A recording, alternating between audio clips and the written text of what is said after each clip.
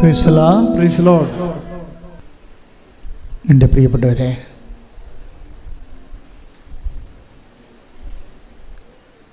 വിശ്വാസമെന്നത് ഒരു ബുദ്ധിപരമായ വ്യാപാരമാകാൻ എൻ്റെ സ്വാഭാവിക അവസ്ഥ അതാണ്. ഒരു ബുദ്ധിപരമായ വിനിമയമാണ് വിശ്വാസം.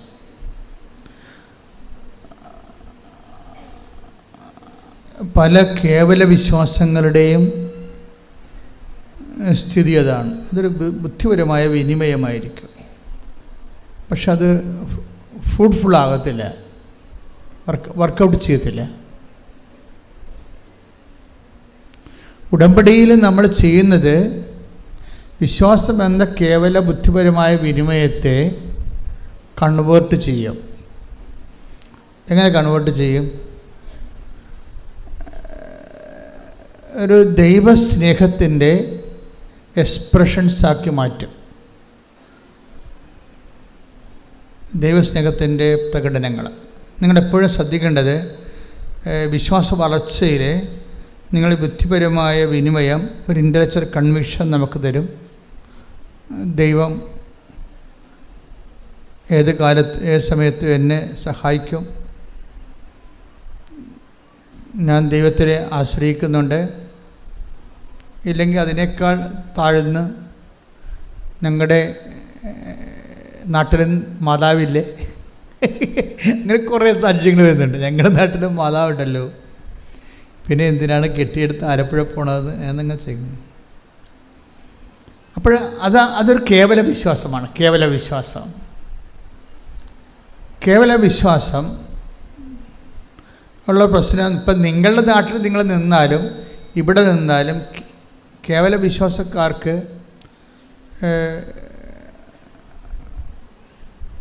അത് ആക്ടിവേറ്റ് ആകത്തില്ല. വിശ്വാസം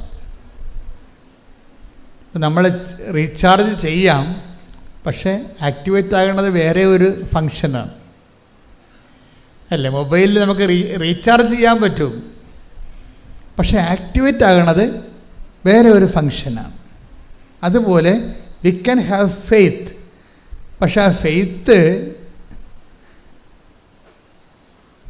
ഒരു സാക്ഷ്യത്തിലേക്ക് പ്രവേശിക്കുന്നത് അതിൻ്റെ കണ്ടൻറ്റ് ബേസ് വേറെയാണ്. അതിൻ്റെ അകത്ത് സ്നേഹത്തിൻ്റെ എലമെൻറ്റ്സ് വേണം. ഉടമ്പടിയിൽ പുരോഗമിക്കുന്നുണ്ടെങ്കിൽ നിങ്ങൾ ഇൻട്രോസ്പെക്റ്റ് ചെയ്യേണ്ട ഒരു വിഷയം, എൻ്റെ ഫെയ്ത്ത് കണ്ടൻറ്റിൽ കണ്ടൻറ്റ് ഓഫ് ലവ് ഉണ്ടോ എന്ന് നോക്കണം. നമുക്ക് ആ വിഷയത്തിലൊക്കെ ആധ്യാത്മിക ജീവിതത്തിൽ ഇത്തിരി ബുദ്ധി ഉപയോഗിക്കുന്നത് തെറ്റൊന്നുമില്ല. ഞാൻ നിങ്ങളുടെ വിശ്വാസത്തിൽ കണ്ടൻറ്റ് ഓഫ് ലവ് ഉണ്ടോ ഇല്ലയെന്ന് നോക്കണം. എന്നിട്ട് അതിൻ്റെ കുറവാണ് പരിഹരിക്കേണ്ടത്. കുറവ് പരിഹരിച്ച് മാത്രമേ നമുക്ക് വിശ്വാസ പുരോഗതി പ്രാപിക്കാൻ പറ്റത്തുള്ളൂ. അല്ലെങ്കിൽ ഇങ്ങനെ സ്റ്റാറ്റസ് കോ മെയിൻറ്റെയിൻ ചെയ്ത് പോകും, തൽസ്ഥിതി നിലനിന്ന് പോകും. നമുക്കൊരു 10 ഡിഗ്രി ഫെയ്ത്ത് ഉണ്ട്, നമ്മളെങ്ങനെ തലകുത്തി പോയി. ഇപ്പോൾ നിങ്ങൾക്ക് അതിൻ്റെ അകത്ത് ഈ കൃപാസനത്തിൽ വന്ന് എൻ്റെ പേരിൽ രോഗികളെ ശുശ്രൂഷിക്കാം, വീട്ടിലെ സഹായം കൊടുക്കാം, അമ്മയെ സഹായിക്കാം, അല്ലെങ്കിൽ അപ്പനെ സഹായിക്കാം, പിന്നെ പാവപ്പെട്ടവരെ സഹായിക്കാം. പക്ഷേ ഇങ്ങനെയൊക്കെ സഹായിച്ചാലും ചില സമയത്ത് നിങ്ങളുടെ വിശ്വാസത്തിനൊരു വളർച്ച ഉണ്ടാകാൻ ചിലപ്പോൾ സാധ്യതയുണ്ടാകത്തില്ല. അതെന്തുകൊണ്ടാണ്? അത് നിങ്ങൾ ടെക്നിക്കലി ഫങ്ഷനിലായതുകൊണ്ടാണ്, സാങ്കേതികമായിട്ട് ഫങ്ഷനിലാകുന്നത് കൊണ്ടാണ്. സാങ്കേതികമായിട്ടല്ല എൻ്റെ അത് വരണത്. ഇപ്പം നിങ്ങൾ രോഗികളെ കാണുന്നുണ്ടെങ്കിൽ, ഇപ്പോൾ ചിലരൊക്കെ എന്തുമാത്രം, അതായത് കൃപാസനത്തിൽ ഇത്രയും ദൈവാനുഗ്രഹം നിറഞ്ഞു നിൽക്കാൻ കാരണം ഉടമ്പടി എടുത്തവരെല്ലാവരും ലോകത്തിൻ്റെ എമ്പാടും പോയി ആശുപത്രികളിലും അനാഥാലയങ്ങളിലും ഹോസ്പിസുകളിലും അതുപോലെ തന്നെ കുടുംബങ്ങളിലുമൊക്കെ പോയി ആൾക്കാരെ ശുശ്രൂഷിക്കുകയും ഭക്ഷണം കൊടുക്കുകയും പണം കൊടുക്കുകയും അവിടെ നിന്ന് വസ്ത്രം കഴുകി കൊടുക്കുകയും അങ്ങനെ സൽപ്രവൃത്തികളുടെ ഒരു പ്രളയമാണ് ഈ ഉടമ്പടി അഴിച്ചു വിട്ടിരിക്കുന്നത്. അവരുടെ സൽപ്രവൃത്തികളുടെ ആസ്തി ആ ഉടമ്പടിയുടെ പൊതു ഖജനാവിലെ ടാപ്പ് ചെയ്യുന്നവർക്ക് ഈ കൃപാസനത്തിൻ്റെ പൊതു ദൈവാനുഗ്രഹം ലഭിക്കും. തീർച്ചയായിട്ടും അതുകൊണ്ടാണ് കൃപാസനത്തിലെ കാല് കുത്തുമ്പോഴൊക്കെ ചില ആൾക്കാർ അനുഗ്രഹിക്കപ്പെടുന്നെന്ന് പറഞ്ഞതിൻ്റെത് കാരണം ഇതിൻ്റെ പൊതുവായിട്ടുള്ള ആധ്യാത്മികമായിട്ടുള്ള ആസ്തികളാണ്. എപ്പോഴും നമ്മൾ ശ്രദ്ധിക്കേണ്ട കാര്യം ഈ കാര്യത്തെ കുറച്ച് റീസണബിൾ ആകണം. ഒരു വൈകാരികം എന്നതിനേക്കാൾ ഉപരി ഫെയ്ത്ത് മുന്നോട്ട് വെക്കുന്ന ഒരു റീസണുണ്ട്. വിശ്വാസം മുന്നോട്ട് വെക്കുന്ന ഒരു റീസണുണ്ട്, യുക്തിയുണ്ട്. അത് ഒരു പക്ഷേ നമ്മൾ പറയുന്ന സെക്കുലർ യുക്തിയല്ല, അത് മരിയൻ യുക്തി എന്നാണ് ഞാൻ പറയേണ്ടത്. മരിയൻ റീസൺ അങ്ങനെ ഒരു സംഭവമാണ്, ആധ്യാത്മിക ജീവിതത്തിലുള്ള സംഭവമാണ് മരിയൻ റീസൺ. എന്താ മരിയൻ റീസൺ? അപ്പോൾ മരിയൻ റീസൺ എന്ന് പറയുമ്പോൾ, ഇപ്പോൾ ഉദാഹരണത്തിന് അവർക്ക് വീഞ്ഞില്ല എന്ന് അമ്മ പറയുന്നു, ഈശോയോട് പറയുന്നു അല്ലേ. ഫസ്റ്റ് റെസ്പോൺസ് എന്താണ് ഈശോയുടെ ഫസ്റ്റ് റെസ്പോൺസ് എന്താ? എനിക്ക് നിനക്കും എന്ത്. സെക്കൻഡ് റെസ്പോൺസ് എന്താണ്? എൻ്റെ സമയം ഇനിയും ആഗതമായിട്ടില്ല. അപ്പോൾ ഈ ഫസ്റ്റ് റെസ്പോൺസും സെക്കൻഡ് റെസ്പോൺസും ഉദ്ദേശിച്ച നെഗറ്റീവ് ആൻസറാണ് വരണത് അല്ലേ. നെഗറ്റീവ് അല്ലേ, ആ വിഷയം നടക്കത്തില്ലെന്ന് ഉറപ്പല്ലേ. Then why mother is waiting for the answer? പിന്നെ എന്തുകൊണ്ടാണ് അമ്മ നിൽക്കുന്നത്? അതാണ് വിഷയം. അതാണ് മരിയൻ റീസൺ എന്ന് പറയുന്നത്. എന്താണ്? അമ്മയ്ക്ക് വിശ്വാസത്തെക്കാളുപരി ഈശോയോട് സ്നേഹമുണ്ട്. ശ്രുതിക്കട്ടെ ഹല്ലേലൂയ.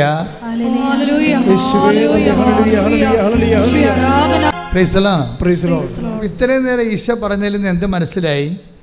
നമുക്ക് വിശ്വാസമുണ്ടാകാം, അത് കേവല വിശ്വാസമാണ്. ആ കേവല വിശ്വാസം ചില സമയത്ത് സാങ്കേതികമായിട്ട് പറഞ്ഞാൽ ഫങ്ഷനിലല്ലാതെ വരും. ഇപ്പം കേവല വിശ്വാസത്തിൻ്റെ കൂടെ എന്തുകൂടി ഉണ്ടാകണം?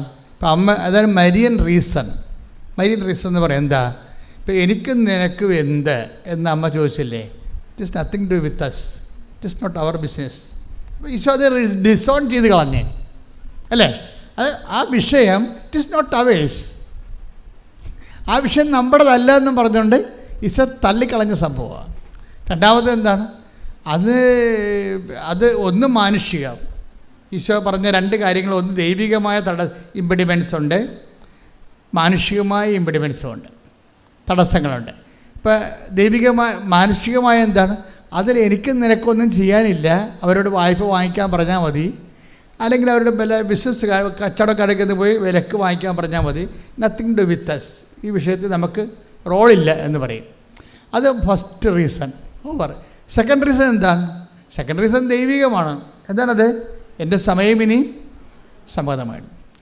അപ്പോൾ നമ്മൾക്ക് ദൈവത്തിന് ഉത്തരം തരണമെങ്കിൽ ചില സമയത്ത് രണ്ട് തടസ്സങ്ങൾ വരാൻ സാധ്യത ഉണ്ടാകും.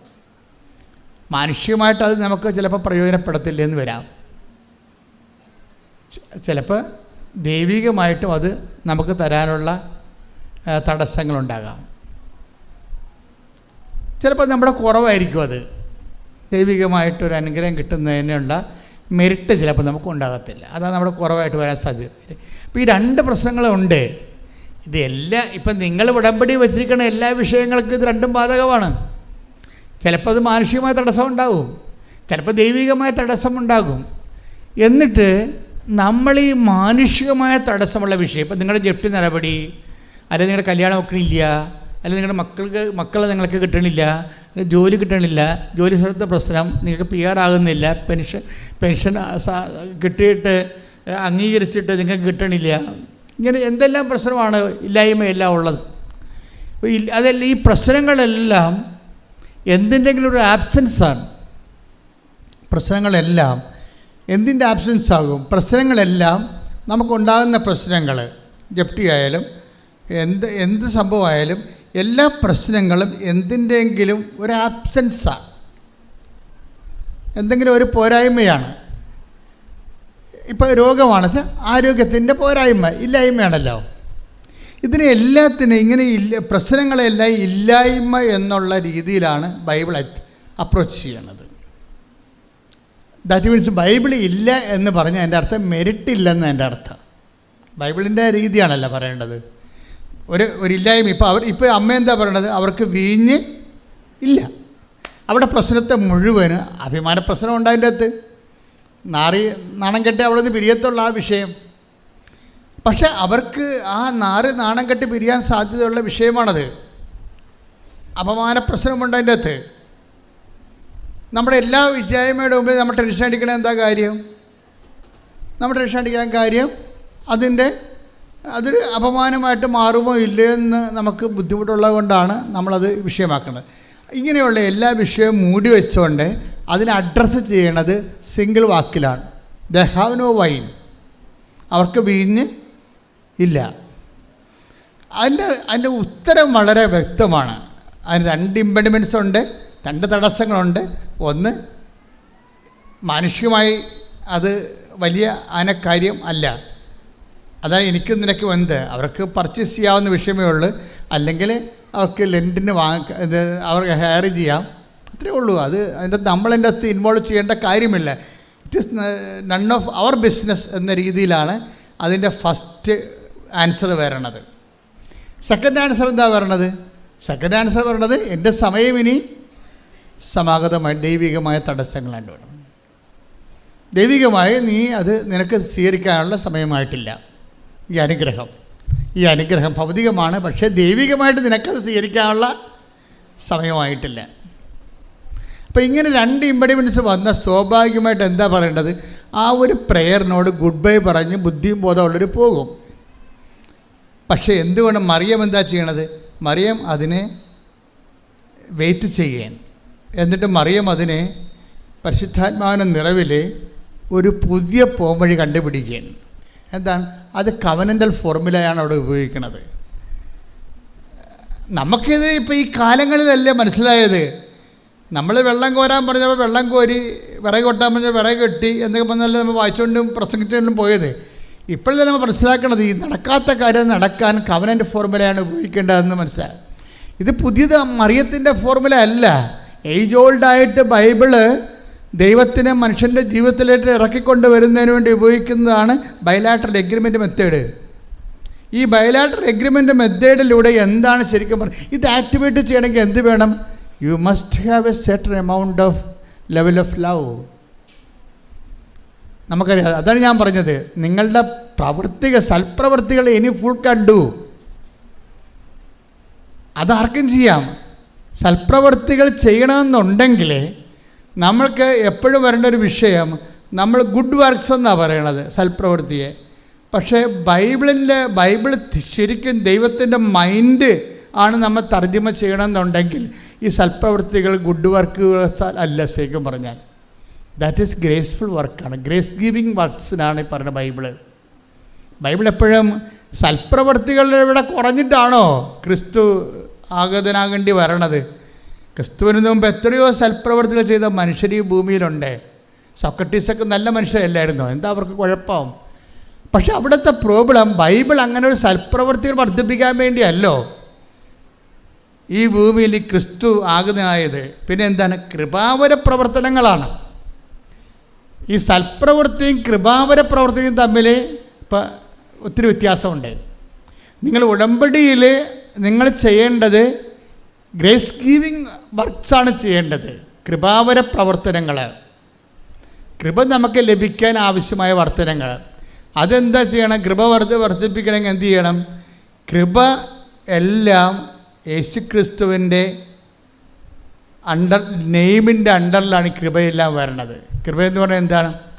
അതുകൊണ്ടാണ് ബൈബിൾ പറയണത് കൃപയും സത്യവും. Take the word of God. സ്തുതിക്കട്ടെ. ഹല്ലേലൂയ, ഹല്ലേലൂയ, ഹല്ലേലൂയ, ഹല്ലേലൂയ, ഹല്ലേലൂയ. യേശുവേ നന്ദി. ഹല്ലേലൂയ, ഹല്ലേലൂയ, ഹല്ലേലൂയ. യോഹന്നാൻ 1:17.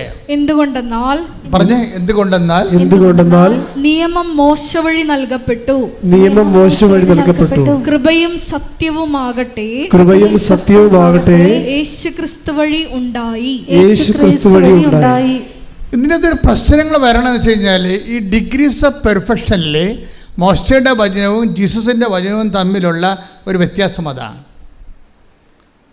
മോസസിൻ്റെ വചനത്തിന് സാങ്കേതികമായ ദൈവത്തിൻ്റെ മനസ്സനുസരിച്ചുള്ള നിയമപരമായിട്ടുള്ള കാഴ്ചപ്പാടുകളാണ് കൈകാര്യം ചെയ്യണത്. കർത്താവിൻ്റെ വചനത്തിൽ അതല്ല. എന്താണ്? കൃപയും സത്യവുമാണ്. കൃപയും സത്യവും ആര് വഴി ഉണ്ടായി? ക്രിസ്തു വഴി ഉണ്ടായി. അപ്പോൾ അതെങ്ങനെയാണ് ഉണ്ടായതെന്ന് നമ്മൾ അറിയണം. ക്രിസ്തു വഴി ഉണ്ടായത്. ഉടമ്പടി ടാർഗറ്റ് ചെയ്യണത് സൽപ്രവൃത്തികളല്ല. നിങ്ങൾ കുറേ ആൾക്കാർ ചെയ്യണത് വെറും സൽപ്രവൃത്തികളാണ്. വെറും സൽപ്രവൃത്തികളെന്ന് വെച്ച് കഴിഞ്ഞാൽ ഇവിടുന്ന് കുറേ കാര്യങ്ങൾ പറഞ്ഞിട്ടുണ്ട്, അതനുസരിച്ച് കൊണ്ട് രോഗികളെ കാണുന്നു. കഴിഞ്ഞ ദിവസം ഞാൻ ഒരു സാക്ഷ്യം പറഞ്ഞത്, ഞാൻ ഓൾഡ് ഏജിൽ ഹോമിൽ പോയി ഒരു ദിവസം മുഴുവൻ നിന്ന് അവിടുത്തെ ഉടുപ്പെല്ലാം അലക്കി കൊടുത്തെന്നാണ്. പിന്നെ വേറൊരു ചേച്ചി സാക്ഷ്യം പറഞ്ഞത്, ഞാൻ ഓൾഡ് ഏജ് ഹോമിൽ പോയി നഖം വെട്ടി കൊടുത്തെന്ന് പറഞ്ഞു. It's okay, you are doing all this kind of things. ഇതെല്ലാം നല്ല സന്തോഷത്തോടെ ചെയ്യുന്നുണ്ട്, സന്തോഷമുണ്ട്, നന്ദിയുണ്ട്. പക്ഷേ ഇതെല്ലാം സൽപ്രവൃത്തികളാണ്. ഈ സൽപ്രവൃത്തികളിൽ നിന്ന് നമുക്ക് കൃപ ഡ്രോൺ ചെയ്യണമെന്നുണ്ടെങ്കിൽ നിങ്ങൾക്ക് വേറെ ഒരു കാര്യം കൂടി വേണം. എന്താ വേണ്ടത്? കൃപ. സൽപ്രവൃത്തികളിത് ഈ നിങ്ങൾ ചെയ്ത കാര്യങ്ങളെ ക്രിസ്തുവിനെ മാറ്റി നിർത്തിയും ചെയ്യാൻ പറ്റും. ലോകത്ത് എന്തുമാത്രം ആൾക്കാർ ചെയ്യുന്നുണ്ട് ഇല്ലേ? റോട്ടറി ക്ലബ്ബുകാരെ കണ്ണ് വരെ വെച്ച് കൊടുക്കുന്നുണ്ട് ഇല്ലേ? അപ്പോൾ അങ്ങനെ എന്തോ ക്ലബ്ബുകാർ ചെയ്യുന്നുണ്ട്. നാട്ടിൽ എന്തുമാത്രം അയൽക്കൂട്ടങ്ങളും അതുപോലെ തന്നെ പല പലതരമുള്ള പാർട്ടി സംഘങ്ങളും ഒക്കെ പല കാര്യങ്ങളും മനുഷ്യർക്ക് വേണ്ടി ചെയ്യുന്നുണ്ട്. ഇതെല്ലാം സൽപ്രവൃത്തികളാണ്. പക്ഷേ ഒരു ക്രൈസ്റ്റ് സെൻട്രിക് ആയിട്ടുള്ള ഒരു ആധ്യാത്മികത ചര്യം അനുവർത്തിക്കുന്നവരെ കേവലം സൽപ്രവൃത്തികളല്ല നമ്മൾ ലക്ഷ്യം വെക്കുന്നത്, കൃപാവര പ്രവൃത്തികളാണ്. എന്താ കാര്യം? കൃപയും സത്യവും അവൻ വഴി ഉണ്ടായി. അപ്പം കൃപാവര സത്യങ്ങൾ, കൃപാവര പ്രവൃത്തികൾ ചെയ്യാൻ, ഇപ്പം സൽപ്രവൃത്തികളും കൃപാവര പ്രവൃത്തികളും നമ്മൾ വ്യത്യാസം എന്താ? സൽപ്രവൃത്തികൾ മനുഷ്യൻ്റെ പേരിലാണ് ചെയ്യണത്. ചിലർ നല്ല പേരെടുക്കാൻ ചെയ്യും, ചിലർ കൂടുതൽ വോട്ട് കിട്ടാൻ വേണ്ടി ചെയ്യും, ചിലത് ജനകീയ അടിത്തറ ഉണ്ടാക്കാൻ വേണ്ടി ചെയ്യും, ചിലത് അവിടെ കള്ളത്തരങ്ങളെ പുറത്തറിയപ്പെടുക, അവിടെ ഒരു പുതിയൊരു ഫേസ് കാണിക്കാൻ വേണ്ടി സമൂഹത്തിന് വേറൊരു സംഭവം, അങ്ങനെ ഓരോരോ ലക്ഷ്യങ്ങളാണ് ഈ സൽപ്രവൃത്തികൾക്കുള്ളത്. പക്ഷേ കൃപാവര പ്രവൃത്തി അതല്ല. കൃപാവര പ്രവൃത്തി എന്ന് പറയണത് ക്രിസ്തുവിൻ്റെ നാമത്തിൽ ക്രിസ്തുവിന് വേണ്ടി മാത്രം മഹത്വം കൊടുത്തുകൊണ്ട് ചെയ്യണതാണ്. ക്രിസ്തുവിൻ്റെ നാമത്തിൽ ചെയ്യണം. അതിൻ്റെ 10% ഗ്ലോറി ക്രിസ്തുവിന് മാത്രമാണ്. അതുകൊണ്ടാണ് ബൈബിൾ പറയണത് വലത് കൈ ചെയ്യണത് ഇടത് കൈ അറിയരുത്. മനുഷ്യൻ അറിയരുതെന്നായി പറയണത്. മനുഷ്യന്മാരറിയരുതെന്നാണ് പറയണത്. പക്ഷേ മനുഷ്യന്മാർ അറിയുന്ന വെച്ചാൽ എല്ലാ കാര്യവും പാത്തും പതുങ്ങിയും ചെയ്യണമെന്നല്ല. മനുഷ്യനെ അറിഞ്ഞില്ലെങ്കിലും അറിയിക്കാൻ വേണ്ടി നിങ്ങളെ പ്രത്യേകിച്ച് മസിൽ പിടിക്കരുതെന്നതിൻ്റെ അർത്ഥം. ശ്രദ്ധിക്കട്ടെ. ഹല്ലേലൂയ. ചെയ്ത് നിന്റെ മഹത്വത്തിൽ പങ്കുകാരാകുവാൻ ഈ ആരാധനയിലൂടെ ഞങ്ങളെ അഭിഷേകം ചെയ്യണമേ. കേവല വിശ്വാസത്തിൽ നിന്ന് സൽപ്രവൃത്തികളിലേക്കും പിന്നെ കൃപാവര പ്രവൃത്തികളിലേക്കും സഭ വെളിപാടുകളുടെ പൂർണ്ണതയിലേക്ക് പോകുന്നത് കാലങ്ങൾ കൊണ്ടാണ്, ഒറ്റയടിക്കല്ല. ആദ്യകാലങ്ങളിൽ സഭയ്ക്ക് തോന്നിയത് കേവല വിശ്വാസം മാത്രം മതി എന്നാണ് തോന്നിയത്. ക്രിസ്തുവിലുള്ള കേവല വിശ്വാസം മാത്രം മതി. ഒരു മനുഷ്യന് അവന് റൈച്ചസ് ആകാൻ പറ്റും, നീതീകരിക്കപ്പെടാൻ പറ്റും. ഇപ്പം റോമ 3:28 എടുത്ത് സ്തുതിക്കട്ടെ. ഹല്ലേലൂയ ഹല്ലേലൂയ ഹല്ലേലൂയ ഹല്ലേലൂയ ഹല്ലേലൂയ. യേശുവേ നന്ദി, യേശുവേ സ്തുതി. ഹല്ലേലൂയ. റോമ 3:28. എന്തെന്നാൽ നിയമാനുഷ്ഠാനം കൂടാതെ തന്നെ വിശ്വാസത്താൽ മനുഷ്യൻ നീതീകരിക്കപ്പെടുന്നു എന്ന് നാം അനുമാനിക്കുന്നു. അപ്പം ആദ്യകാലങ്ങളിലുള്ള കൺസെപ്റ്റ് വിശ്വാസം, ക്രിസ്തു എനിക്ക് വേണ്ടി പീഡ അനുഭവിച്ചു, എൻ്റെ പാപത്തിന് പരിഹാരം ചെയ്തു ക്രിസ്തു. അതുകൊണ്ട് തന്നെ ആ ക്രിസ്തുവിൻ്റെ പരിഹാരത്തെ വിശ്വസിച്ച് കഴിഞ്ഞാൽ തീർച്ചയായിട്ടും എനിക്ക് നിത്യരക്ഷ ലഭിക്കുമെന്നുള്ള ഇതിന് ഇനീഷ്യൽ ജസ്റ്റിഫിക്കേഷൻ എന്നാണ് പറയുന്നത്. പ്രാഥമിക നീതീകരണം. ഇപ്പോൾ കത്തോലിക്ക സഭയെ സംബന്ധിച്ചിടത്തോളം 50,000-ഓളം ആതുര കേന്ദ്രങ്ങളുള്ളത്. ഇത് മാത്രമാണ്. അതായത് നമ്മൾ എന്തുമാത്രം ആതുര സേവന കേന്ദ്രങ്ങളാണ് സഭയ്ക്കുള്ളത്. ഒരു പക്ഷേ ലോകത്തെ ഏറ്റവും കൂടുതൽ ആതുര സേവന കേന്ദ്രങ്ങളുള്ള സഭയ്ക്കാണ്. അത് സഭ എന്താ ഫോളോ ചെയ്യണത്? സഭ ഫോളോ ചെയ്യണത് വിശ്വാസം മാത്രം പോരാ, പിന്നെ എന്താണ്? പ്രവൃത്തി കൂടി വേണം. അത് പറയാൻ കാരണം എന്താണ്? അത് ഈ സെൻറ്റ് പോൾ തന്നെ പിന്നീട് തീത്തോസിലേക്ക് വരുമ്പോൾ, തീത്തോസ് 3:8 എടുത്തേ. തീത്തോസ് 3:8 ഇപ്പറഞ്ഞത് സത്യമാണ്. ഈ പറഞ്ഞത് സത്യമാണ്. ദൈവത്തിൽ വിശ്വസിച്ചവർ സൽപ്രവൃത്തികൾ ചെയ്യുന്നതിൽ ജാഗരൂകരായിരിക്കാൻ വേണ്ടി ഇക്കാര്യങ്ങളിൽ നീ സമ്മർദ്ദം ചെലുത്തണം എന്ന് ഞാൻ ആഗ്രഹിക്കുന്നു. ഇവയെല്ലാം ശ്രേഷ്ഠവും മനുഷ്യർക്ക് പ്രയോജനകരവുമാണ്. അതിൻ്റെ പ്രശ്നത്തിൽ സൽപ്രവൃത്തികൾ ആദ്യം വിശ്വാസം മതി എന്ന് പറഞ്ഞ സെൻറ്റ് പോൾ തന്നെ കുറച്ച് കഴിയുമ്പോൾ മാറും. 10 കൊല്ലം കഴിയുമ്പോൾ മാറും. റോമാലേഖനം എഴുതി 56-ലാണ്, ടൈറ്റസ് എഴുതി 66-ലാണ്. 10 കൊല്ലം. 10 കൊല്ലത്തിന് ശേഷം കഴിയുമ്പോൾ അദ്ദേഹത്തിന് മനസ്സിലായി വിശ്വാസം മാത്രം പോരാ, പിന്നെന്താണ്? അപ്പോൾ നമ്മൾ ദൈവത്തിൻ്റെ കാര്യങ്ങൾ അറിയണത് ദൈവത്തിലിങ്ങനെ ജീവിക്കുന്ന അനുസരിച്ച് ക്രൊണോളജിക്കലായിട്ട് നമ്മൾ ജീവിച്ച് വരുമ്പോഴല്ലേ ദൈവം ഓരോരോ കാര്യം നമുക്ക് വെളിപ്പെടുത്തി വെളിപാടിൻ്റെ പൂർണ്ണതയിലേക്ക് നമ്മളെ കൊണ്ടുവരണേ. അങ്ങനെ വരാൻ കാരണം എന്താണെന്ന് വെച്ച് കഴിഞ്ഞാൽ, ഇപ്പോൾ AD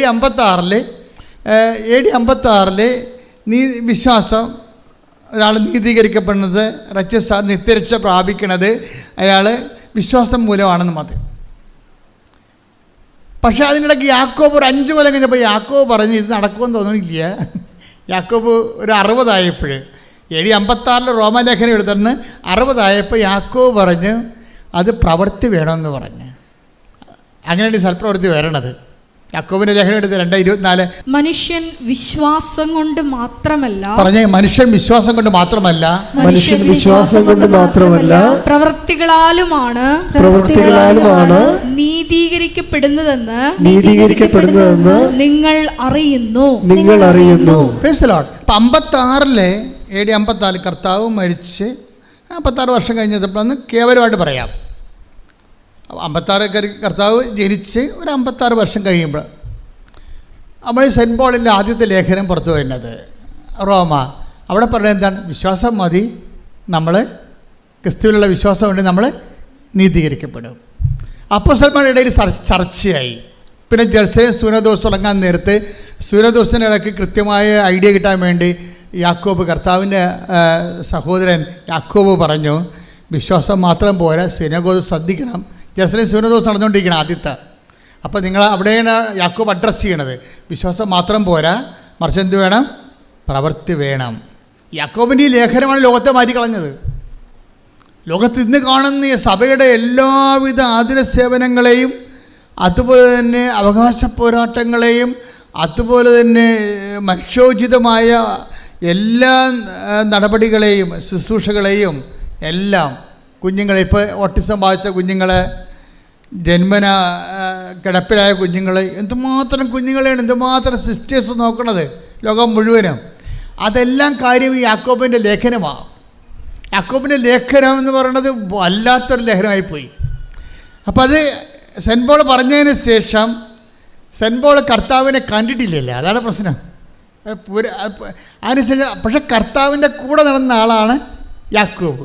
യാക്കോബ് കർത്താവിന് മൈൻഡ് റീഡ് ചെയ്തേച്ച് പറഞ്ഞ് പ്രവൃത്തിയില്ലാതെ വിശ്വാസം നീതീകരിക്കപ്പെടത്തില്ല എന്ന് പറയും. ജസ്റ്റിഫൈ ആകത്തില്ല. നിത്യരക്ഷ പ്രാപിക്കണേ പ്രവൃത്തി വേണം. അതുകൊണ്ട് യാക്കോബ് 5 കൊല്ലം സെൻറ്റ് പോളിൻ്റെ ലേഖനം കഴിഞ്ഞ് 5 കൊല്ലം കഴിഞ്ഞപ്പോൾ 60 പറയും. അതൊന്നിട്ട് വായിച്ച് യാക്കോബ് 2:24 ശ്രുതികണ്ട ഹല്ലേലൂയ. വിശ്വാസം കൊണ്ട് മാത്രമല്ല പ്രവൃത്തികളാലുമാണ് നീതീകരിക്കപ്പെടുന്നതെന്ന് നിങ്ങൾ അറിയുന്നു. അപ്പോൾ ജെറുസലേം സൂനദോസിൽ തീരുമാനം നിലപാട് കൃത്യമായി. അപ്പോൾ യാക്കോബ് പൗലോസ് അപ്പോസ്തലനും മനസ്സിലായി സഭയുടെ കറക്റ്റ് നിലപാട്. അപ്പോൾ പൗലോസ് അപ്പോസ്തലനും മനസ്സിലായി പ്രവൃത്തിയാണ് മൂലമാണ് വിശ്വാസം നീതീകരിക്കപ്പെടുന്നത്. അപ്പോൾ പിന്നീട് 5 കൊല്ലം കഴിഞ്ഞപ്പോഴാണ് ടൈറ്റസ് ലേഖനം എഴുതുന്നത്. 5 കൊല്ലം കഴിയുമ്പോൾ ടൈറ്റസ് ലേഖനം എഴുതുമ്പോൾ, തീത്തോസിൻ്റെ ലേഖനം എഴുതുമ്പോൾ സെൻറ്റ് പോൾ പറയും, എന്താ പറഞ്ഞിരിക്കുന്നത്? 3:8 ശ്രുതികട ഹല്ലേലൂയ ഹല്ലേലൂയ ഹല്ലേലൂയ ഹല്ലേലൂയ യേശുവേ നന്ദി ഹല്ലേലൂയ. ഈ പറഞ്ഞത് സത്യമാണ്. ഈ പറഞ്ഞത് സത്യമാണ്. ദൈവത്തിൽ വിശ്വസിച്ചവർ സൽപ്രവൃത്തികൾ ചെയ്യുന്നതിൽ ജാഗരൂകരായിരിക്കാൻ വേണ്ടി ഇക്കാര്യങ്ങളിൽ നീ സമ്മർദ്ദം ചെലുത്തണം എന്ന് ഞാൻ ആഗ്രഹിക്കുന്നു. ഇവയെല്ലാം ശ്രേഷ്ഠവും മനുഷ്യർക്ക് പ്രയോജനകരവുമാണ്. നമ്മൾ എന്താണ് ഈ വിഷയം ഇത്രയും സീരിയസ് പഠിപ്പിക്കാൻ കാരണം ഉടമ്പടി എന്ന് പറയുന്നത് മുഴുവനും പ്രവൃത്തികളാണ്.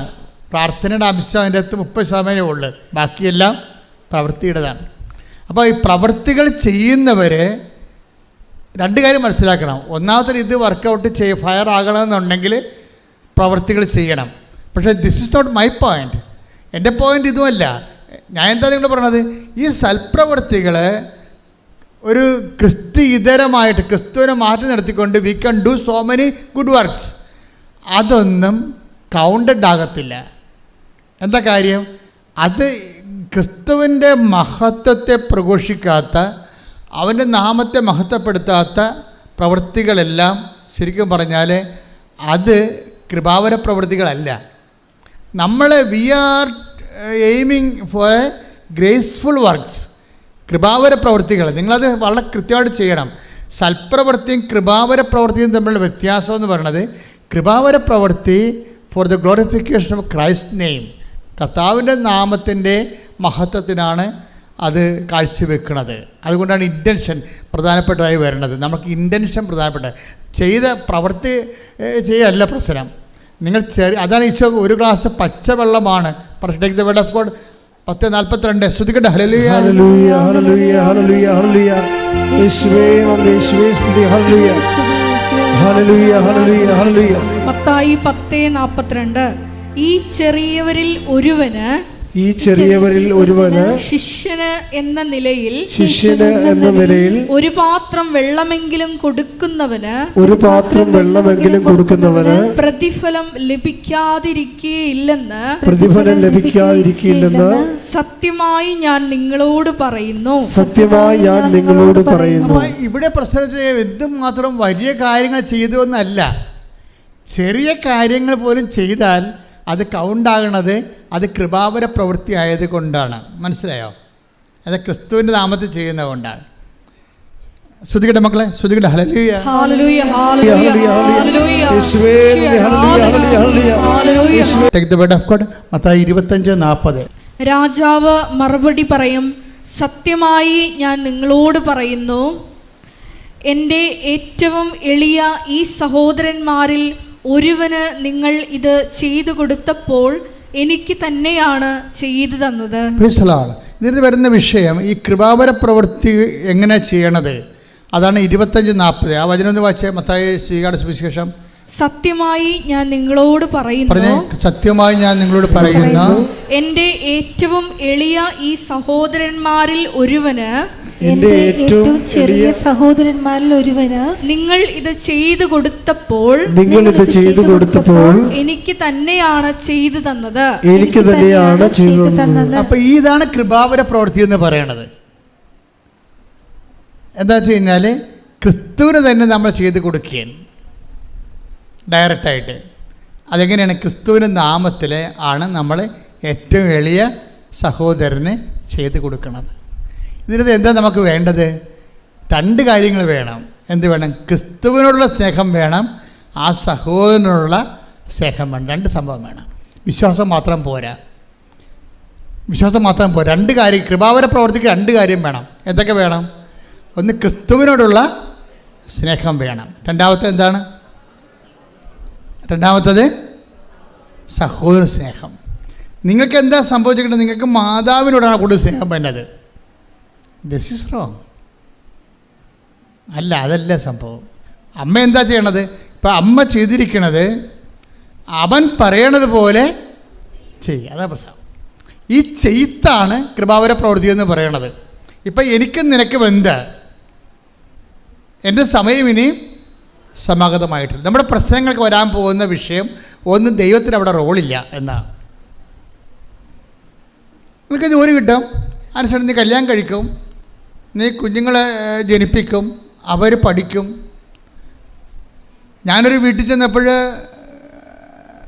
ഒരു ഞായറാഴ്ചയാണ് വീട്ടിൽ ചെന്നത്. ഒരു അത്യാവശ്യം ഒരു വിഷയം ഉണ്ടായത് കാരണം ഞായറാഴ്ച എനിക്കൊരു വീട്ടിൽ പോകേണ്ടി വന്നു. അവിടെ ചെന്നപ്പോൾ അവിടുത്തെ 2 കുട്ടികളും കാറ്റഗിസത്തിന് പോയിട്ടില്ല അന്ന്. അപ്പോൾ എൻ്റെ സ്വഭാവത്തിന് പിന്നെ അവരുടെമായിട്ടുള്ള ബന്ധങ്ങളും കാര്യങ്ങളല്ല പ്രശ്നം. എനിക്ക് അവരുമായിട്ട് എൻ്റെ കാര്യം ചിലപ്പോൾ നടന്നില്ലല്ലോ. ഞാൻ ചോദിച്ചു, ഈ പിള്ളേർ എന്താണ് കാറ്റഗിസിൽ പോകാത്തെന്ന് ചോദിച്ചു. നിങ്ങളൊരു വീട്ടിൽ ഉടമ്പടി എടുത്തവരാണ് നിങ്ങളെങ്കിൽ നിങ്ങളൊരു വീട്ടിൽ ചെല്ലുമ്പോൾ ഒരു വീട്ടിൽ കാറ്റഗിസത്തിനും പോകാതെ കുർബാനയ്ക്ക് പോകാതെ ഒരു വ്യക്തി ഉണ്ടെങ്കിൽ നിങ്ങൾ ദൈവസ്നേഹമുണ്ടെങ്കിൽ നിങ്ങൾ ചോദിക്കും. അല്ലെങ്കിൽ അവരെന്ത് വിചാരിക്കും, നമ്മളെന്തിനാ അവരുടെ കാര്യത്തിൽ ഇടപെടണമെന്ന് ചോദിക്കും. ഇതാണ് ഫസ്റ്റ് സ്റ്റെപ്പ്.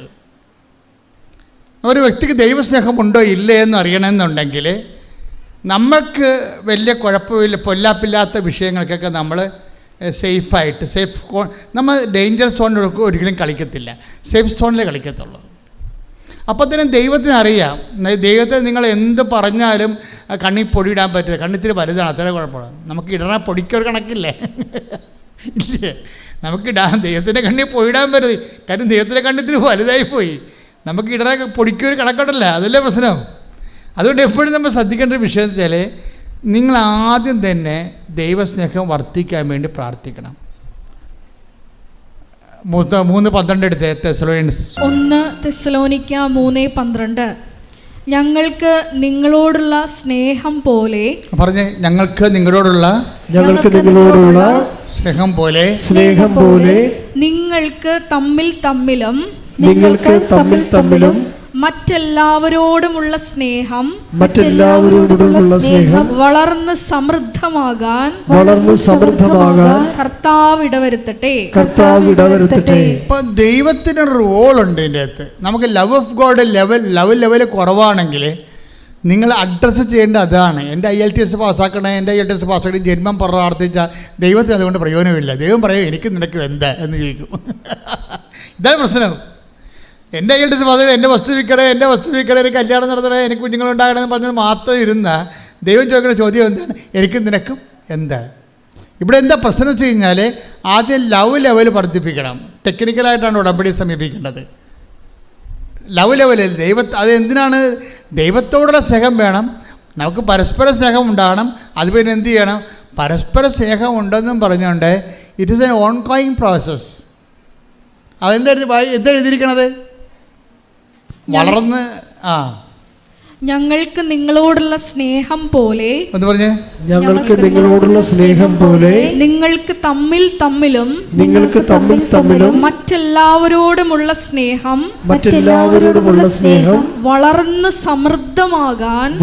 സമൃദ്ധമാകാൻ കർത്താവ് ഇടവരുത്തട്ടെ. അപ്പൊ സ്നേഹം കുറഞ്ഞാൽ അതിനകത്ത് റോള് ദൈവത്തിനുണ്ട്, ഉറപ്പല്ലേ? അപ്പം നിങ്ങൾ പ്രാർത്ഥിക്കുമ്പോൾ നിങ്ങളുടെ ലവ് ലെവൽ വർദ്ധിക്കാൻ വേണ്ടി അതിനെ ടാർഗറ്റ് ചെയ്യണം. നിങ്ങൾ ടാർഗറ്റ് ചെയ്യണത് പക്ക മെറ്റീരിയൽ വിഷയമാണ്. ദൈവത്തിന് അതിൻ്റെ അകത്ത് റോളൊന്നുമില്ല. എനിക്ക് നിനക്കും എന്ത് എന്ന് ചോദിക്കുന്നതിൻ്റെ കാരണം അതാണ്. അപ്പോൾ എനിക്ക് നിനക്ക് എന്ത് എന്ന് ചോദിക്കുമ്പോൾ തന്നെ ഒരു മെറ്റീരിയൽ ബെനിഫിറ്റ്സ് നമുക്ക് ലഭിക്കുന്നതിനോടുള്ള കർത്താവിൻ്റെ നിലപാട് it is very evident, it is clear. അറിഞ്ഞ് കളിക്കണം കേട്ടോ. ഈ കളി ഉടമ്പടി ഒരു കളിയാണ്. അവിടെ നമ്മൾ ഇൻവെസ്റ്റ് ചെയ്യുമ്പോൾ സൂക്ഷിച്ച് കൈകാര്യം ചെയ്യണം. കാര്യം ഒരു മെറ്റീരിയൽ ബെനിഫിറ്റ്സ് മാത്രമാണ് ഉദ്ദേശിക്കണമെന്നുണ്ടെങ്കിൽ കർത്താവിൻ്റെ നിലപാട് എന്താണ്? Between us what is it? എനിക്കും നിനക്കും എന്താ? പിന്നെ എന്താണ്? എൻ്റെ സമയം ഇനി സമഗതമായിട്ടില്ലല്ലോ. ഈ ഒരു പ്രശ്നത്തെയാണ് മറിയം ഓവർടേക്ക് ചെയ്യണത്. ഈ നമ്മൾ മറിയത്തെ വിളിക്കുന്ന ഒരു പേരുണ്ട്. എന്താണ്? ബോധജ്ഞാനത്തിൻ്റെ അതെന്താ കാര്യം? ഇവർ പരിശുദ്ധാത്മ ഫുൾ ഓഫ് ഗ്രേസ് അല്ലേ? ഇവർ കൃപ നിറഞ്ഞവളല്ലേ? അതുകൊണ്ട് കൃപ നിറഞ്ഞു കഴിഞ്ഞാൽ അതിൻ്റെ ജ്ഞാനം അറിയാൻ പറ്റും. ഇതിലെങ്ങനെയാണ് ഇങ്ങനെ ഒരു വിഷയമുണ്ട്, അതിനെ എങ്ങനെയാണ് കൗൺട്രാക്ട് ചെയ്യണമെന്ന് അറിയാൻ പറ്റും. അതാണ് നമ്മൾ ജ്ഞാനപരം എന്ന് പറയണത്. അവർ മാലാഖ തന്നെ അവരെ കാണുമ്പോൾ സമയത്ത് പറഞ്ഞത് എന്താണ്? Hail Mary full of grace, കൃപ നിറഞ്ഞവൾ. കൃപ നിറഞ്ഞാൽ തന്നെ അതിൻ്റെ അർത്ഥം ജ്ഞാനപരം അതിൻ്റെ സമൃദ്ധി നിൽക്കുകയാണ്. അപ്പം അതുകൊണ്ട് ഒരു ഇഷ്യൂ ഉണ്ടായപ്പോൾ എൻ്റെ പ്രോബ്ലം, വേറൊരു പ്രശ്നമുണ്ട്. ഞങ്ങളുമൊക്കെ നിങ്ങളോട് ജ്ഞാനപരത്തിലാണ് ഉപദേശം തരണത്. പക്ഷേ എന്താ പ്രശ്നം എന്ന് വെച്ച് കഴിഞ്ഞാൽ, ഇപ്പം ഞാൻ ചിലരോട് പറയും, പ്രശ്നമായ വഴക്കായ സാരമില്ല, നീ തന്നെ ഇറങ്ങിപ്പോകുന്ന ആളല്ലേ, നീ മര്യാദയ്ക്ക് കഴിച്ചെല്ലാം പറയും. ഞാൻ എത്ര പറയത്തുള്ളൂ. പിന്നെ ചാപ്റ്റർ ക്ലോസ് ചെയ്ത് കളയും. കാരണം അൾത്താറയിൽ 2 മിനിറ്റല്ലേ കിടത്തുള്ളൂ. അപ്പോൾ ഇവിടെ തന്നെ ഇറങ്ങിപ്പോയാണെന്ന് എനിക്കറിയത്തില്ല. കർത്താവ് എന്നോട് പറയും ഇവിടെ തന്നെ ഇറങ്ങിപ്പോകുന്നതാണ് വഴക്കുണ്ടാക്കിയത്. അപ്പോൾ അത് ഞാൻ പറയും, നീ തന്നെ ഇറങ്ങിപ്പോയ ആളല്ലേ, നീ തന്നെ പോയിക്കൊള്ളാൻ പറയും, നീ തന്നെ റെസെറ്റ് ചെയ്യാൻ പറയും. പക്ഷേ ഇവിടെ ജന്മം കൊണ്ട് പോകത്തില്ല. കാര്യം ഇവർക്ക് ചമ്മലല്ലേ, കാര്യത്തിൽ ഇവിടെ തന്നെ ഇറങ്ങിപ്പോയതാണ്. അപ്പം നമ്മളവിടെ എളിമപ്പെടണം. എളിമപ്പെട്ടിട്ട് സോറി പറയാൻ ബാധ്യസ്ഥമാണ്. പക്ഷേ ഈ അഹങ്കാരം ഹുങ്ക് പിടിച്ച സാധനം ഈ ജന്മത്തെ സോറി പറയത്തില്ല. കാരണം മർക്കടം മുട്ടിയാണ്. കുരങ്ങിൻ്റെ പരിപാടി അതാണ്. അകത്ത് ശർക്കര പോയി കഴിഞ്ഞാൽ ആൾക്കാർ നമ്മളെ തല്ലിക്കൊല്ലാൻ വേണ്ടി വരുമ്പോഴും ആ ശർക്കര ഒന്നും വിടത്തില്ല ഒരിക്കലും. അതാണ് മർക്കടം മുട്ടി എന്ന് പറയുന്നത്. പണ്ട് കുരങ്ങനെ പിടിക്കുന്ന പരിപാടി അങ്ങനെ ഇടുന്നില്ല. തൊണ്ണമെന്ന് പറഞ്ഞതിൻ്റെ കരിക്ക് തുളച്ച് അതിൻ്റെ അകത്ത് ശർക്കര കൊണ്ടിട്ട് വെക്കും. അപ്പോൾ കുരങ്ങ് വന്ന് വെച്ച് ഇതിൻ്റെ അകത്ത് കൈയിടും. കൈയിട്ട് കഴിയുമ്പോൾ ശർക്കരക്കരി പിടിക്കും. അപ്പോഴേ പിടിക്കുന്ന സമയത്ത് ആൾക്കാർ കുരങ്ങനെ പിടിക്കാൻ വേണ്ടി കുരങ്ങ് രസായത്തിന് വടിയും കൊണ്ട് വരും. അപ്പോൾ പക്ഷേ കുരങ്ങ് വിട്ട് കൊടുക്കത്തില്ല. ആ ശർക്കരന്ന് വിടത്തില്ലവൻ. മര്യാദക്കാവും ബുദ്ധിപൂർവ്വം ഒരു വിവേകം ഉണ്ടെങ്കിൽ ആ കൈ വിട്ടാൽ ഊരിക്കൊണ്ട് പോകാൻ പറ്റും. പക്ഷേ പാവപ്പെട്ട വിടത്തില്ല. ഇങ്ങനെ മർക്കട മുട്ടിയോടുകൂടി തമ്മിൽ തല്ലി തലകീറി മക്കളെ വഴിയാധാരമാക്കി മരിച്ചുപോയ മനുഷ്യർ എന്തുമാത്രമാണ്. അതുകൊണ്ടാണ് അനുതാപം അവിടെ വരണത്. ഇത് ഒറ്റ നടക്ക് പോകത്തില്ലേ. അനുതാപം വരണ അവിടെയാണ്. ഈ വിഷയത്തിൽ നിനക്ക് അനുതാപം ഉണ്ടാകണമെന്ന് ദൈവം ആഗ്രഹിക്കുന്നുണ്ട്. അനുതാപം എന്ന് പറഞ്ഞാൽ എന്താണ്? നിന്റെ ജീവിത വിഷയത്തിൽ നിന്നേക്കാൾ വലുതായിട്ട് ക്രിസ്തുവിനെ കാണുന്നതാണ് അനുതാപം. ശ്രദ്ധിക്കട്ടെ. ഹല്ലേലൂയ. നിങ്ങളെ ഈ തീക്കൊള്ളി കൊണ്ട് നമ്മൾ തൊട്ടാൽ പൊള്ളുന്ന കാര്യം വ്യക്തമാണ്. സത്യമായൊരു വിഷയത്തോട് നിങ്ങൾ ഇടപെടുമ്പോൾ നിങ്ങളുടെ മനസ്സിലിരിപ്പ് ദൈവത്തിനറിയാം. അതുകൊണ്ട് നിങ്ങൾ ആദ്യമേ തന്നെ ഒരു ധാരണയിലെത്തണം നല്ലതാണ്. ക്രിസ്തുവേ, ഉടമ്പടിക്കാലം കഴിഞ്ഞാലും അങ്ങയുടെ ചൈതന്യത്തിൽ ഞാൻ ജീവിക്കും. നാട്ടുകാരെ ബോധിപ്പിക്കാനല്ലെങ്കിലും അങ്ങയുടെ ചൈതന്യത്തിൽ ഞാൻ ജീവിക്കും. പല ആൾക്കാരും ഇന്ന് അവിടെ അവിശ്വാസം നിലനിർത്തുന്നത് നാട്ടുകാരെ ബോധിപ്പിക്കാനാണ്. ഇപ്പം എന്നെ പള്ളിയിൽ അടക്കണ്ട എന്നൊക്കെ ഒരു സമയത്ത് സ്റ്റൈൽ ആൻഡ് സ്റ്റാൻഡേർഡായിട്ട് എന്തുമാത്രം മനുഷ്യർ പറയും. അങ്ങനെ പറയുമ്പോൾ അവർ ഉദ്ദേശിക്കണ എന്താ? ഒന്നെങ്കിൽ അവർ സാഹിത്യകാരന്മാരായിരിക്കും, അല്ലെങ്കിൽ അവർ രാഷ്ട്രീയക്കാരായിരിക്കും, അല്ലെങ്കിൽ അവർ സിനിമ നടന്മാരായിരിക്കും. എന്നാൽ ബഹുജനങ്ങളുടെ പിന്തുണ വേണമെന്ന് ആഗ്രഹിക്കുന്നവരായിരിക്കും. എനിക്ക് ഈ വിശ്വാസ സമൂഹത്തിൻ്റെ പിന്തുണ മാത്രം പോരാ, എനിക്ക് ബഹുജനങ്ങളുടെ മുഴുവൻ പിന്തുണ വേണമെന്ന് ഉദ്ദേശിക്കുന്നവർ എന്തു ചെയ്യും? ആദ്യത്തെ അവർക്ക് തള്ളി പറയാൻ പറ്റുന്നത് ദൈവത്തെയാണ്. ദൈവത്തെ തള്ളി പറഞ്ഞുകൊണ്ട് ന്യൂട്രലായിട്ട് നിൽക്കും. സിനിമ നടന്മാരൊക്കെ ന്യൂട്രലായിട്ട് നിൽക്കുന്നവരുണ്ട്. അവിടെ ഉള്ളിൽ വിശ്വാസമുണ്ട്, പക്ഷേ തള്ളി പറഞ്ഞാൽ പടം കിട്ടത്തില്ല. അതുകൊണ്ട് അവരവിടെ നിൽക്കും. പാട്ടുകാരങ്ങനെ ഉണ്ട്, അതുപോലെ തന്നെ രാഷ്ട്രീയക്കാരങ്ങനെ ഉണ്ട്, ന്യൂട്രലായിട്ട് നിൽക്കും അവർ. ക്രിസ്തുവിനെ ഏറ്റുപറയുന്ന ഒരു മനുഷ്യൻ്റെ ദുരന്തത്തിൽ, ആധ്യാത്മിക ദുരന്തത്തിൻ്റെ ഏറ്റവും വലുത് ക്രിസ്തുവിനെ അവന് പ്രഘോഷിക്കാൻ പറ്റാത്തൊരവസ്ഥ അവൻ തന്നെ സൃഷ്ടിക്കുന്നതാണ്. ശ്രദ്ധിക്കട്ടെ. ഹല്ലേലൂയ.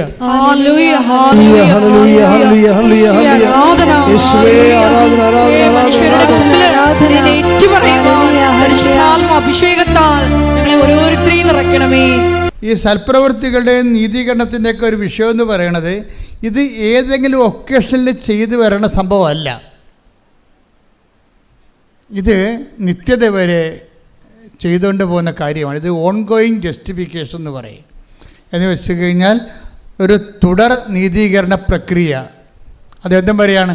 എവിടെയാണ് ഇത്? നമുക്ക് IELTS പാസ്സായ പോരാ, കാനഡയിൽ പോകാനേ പറ്റത്തുള്ളൂ. കാനഡ കഴിഞ്ഞ രാജ്യങ്ങളുണ്ട്, അതിൻ്റെ പേര് ദൈവരാജ്യം എന്നാണ്. ശ്രദ്ധിക്കട്ടെ. ഹല്ലേലൂയ. അവസാന നീതീകരണം ലഭിക്കണവരെ ഒരാത്മാവ് അസ്വസ്ഥമായിരിക്കും. സത്യമായ ദൈവത്തെ കണ്ടെത്തിയ മനുഷ്യരെ അവസാനത്തെ നീതീകരണം കിട്ടുന്നത് എപ്പോഴാണ്? 25:34. അനന്തരം രാജാവ് പറഞ്ഞേ അനന്തരം രാജാവ് തന്റെ വലതുഭാഗത്തുള്ളവരോട് അരുളി ചെയ്യും, തന്റെ വലതുഭാഗത്തുള്ളവരോട് അരുളി ചെയ്യും, എന്റെ പിതാവിനാൽ അനുഗ്രഹിക്കപ്പെട്ടവരെ, എന്റെ പിതാവിനാൽ അനുഗ്രഹിക്കപ്പെട്ടവരെ, വരുവിൻ. വരുവിൻ. ലോകസ്ഥാപനം മുതൽ നിങ്ങൾക്കായി സജ്ജമാക്കിയിരിക്കുന്ന രാജ്യം അവകാശപ്പെടുത്തുവിൻ. ഇതാണ് ലാസ്റ്റ് ജസ്റ്റിഫിക്കേഷൻ. നിങ്ങൾക്കായി ഒരുക്കിയിരിക്കുന്ന രാജ്യം അവകാശപ്പെടുത്താൻ പറയണത് വരെ we are in the process of justification. നീതികണ്ഠത്തിൻ്റെ പ്രോസസ്സാണ്. അച്ഛൻ എന്താ ഇങ്ങനെ പറയണമെന്ന് ചോദിച്ചു കഴിഞ്ഞാൽ, നിങ്ങളൊരു ഒക്കേഷണൽ ജസ്റ്റിഫിക്കേഷന് വേണ്ടി കുറച്ച് സൽപ്രവൃത്തികൾ ഇപ്പം ചെയ്യുകയാണ്.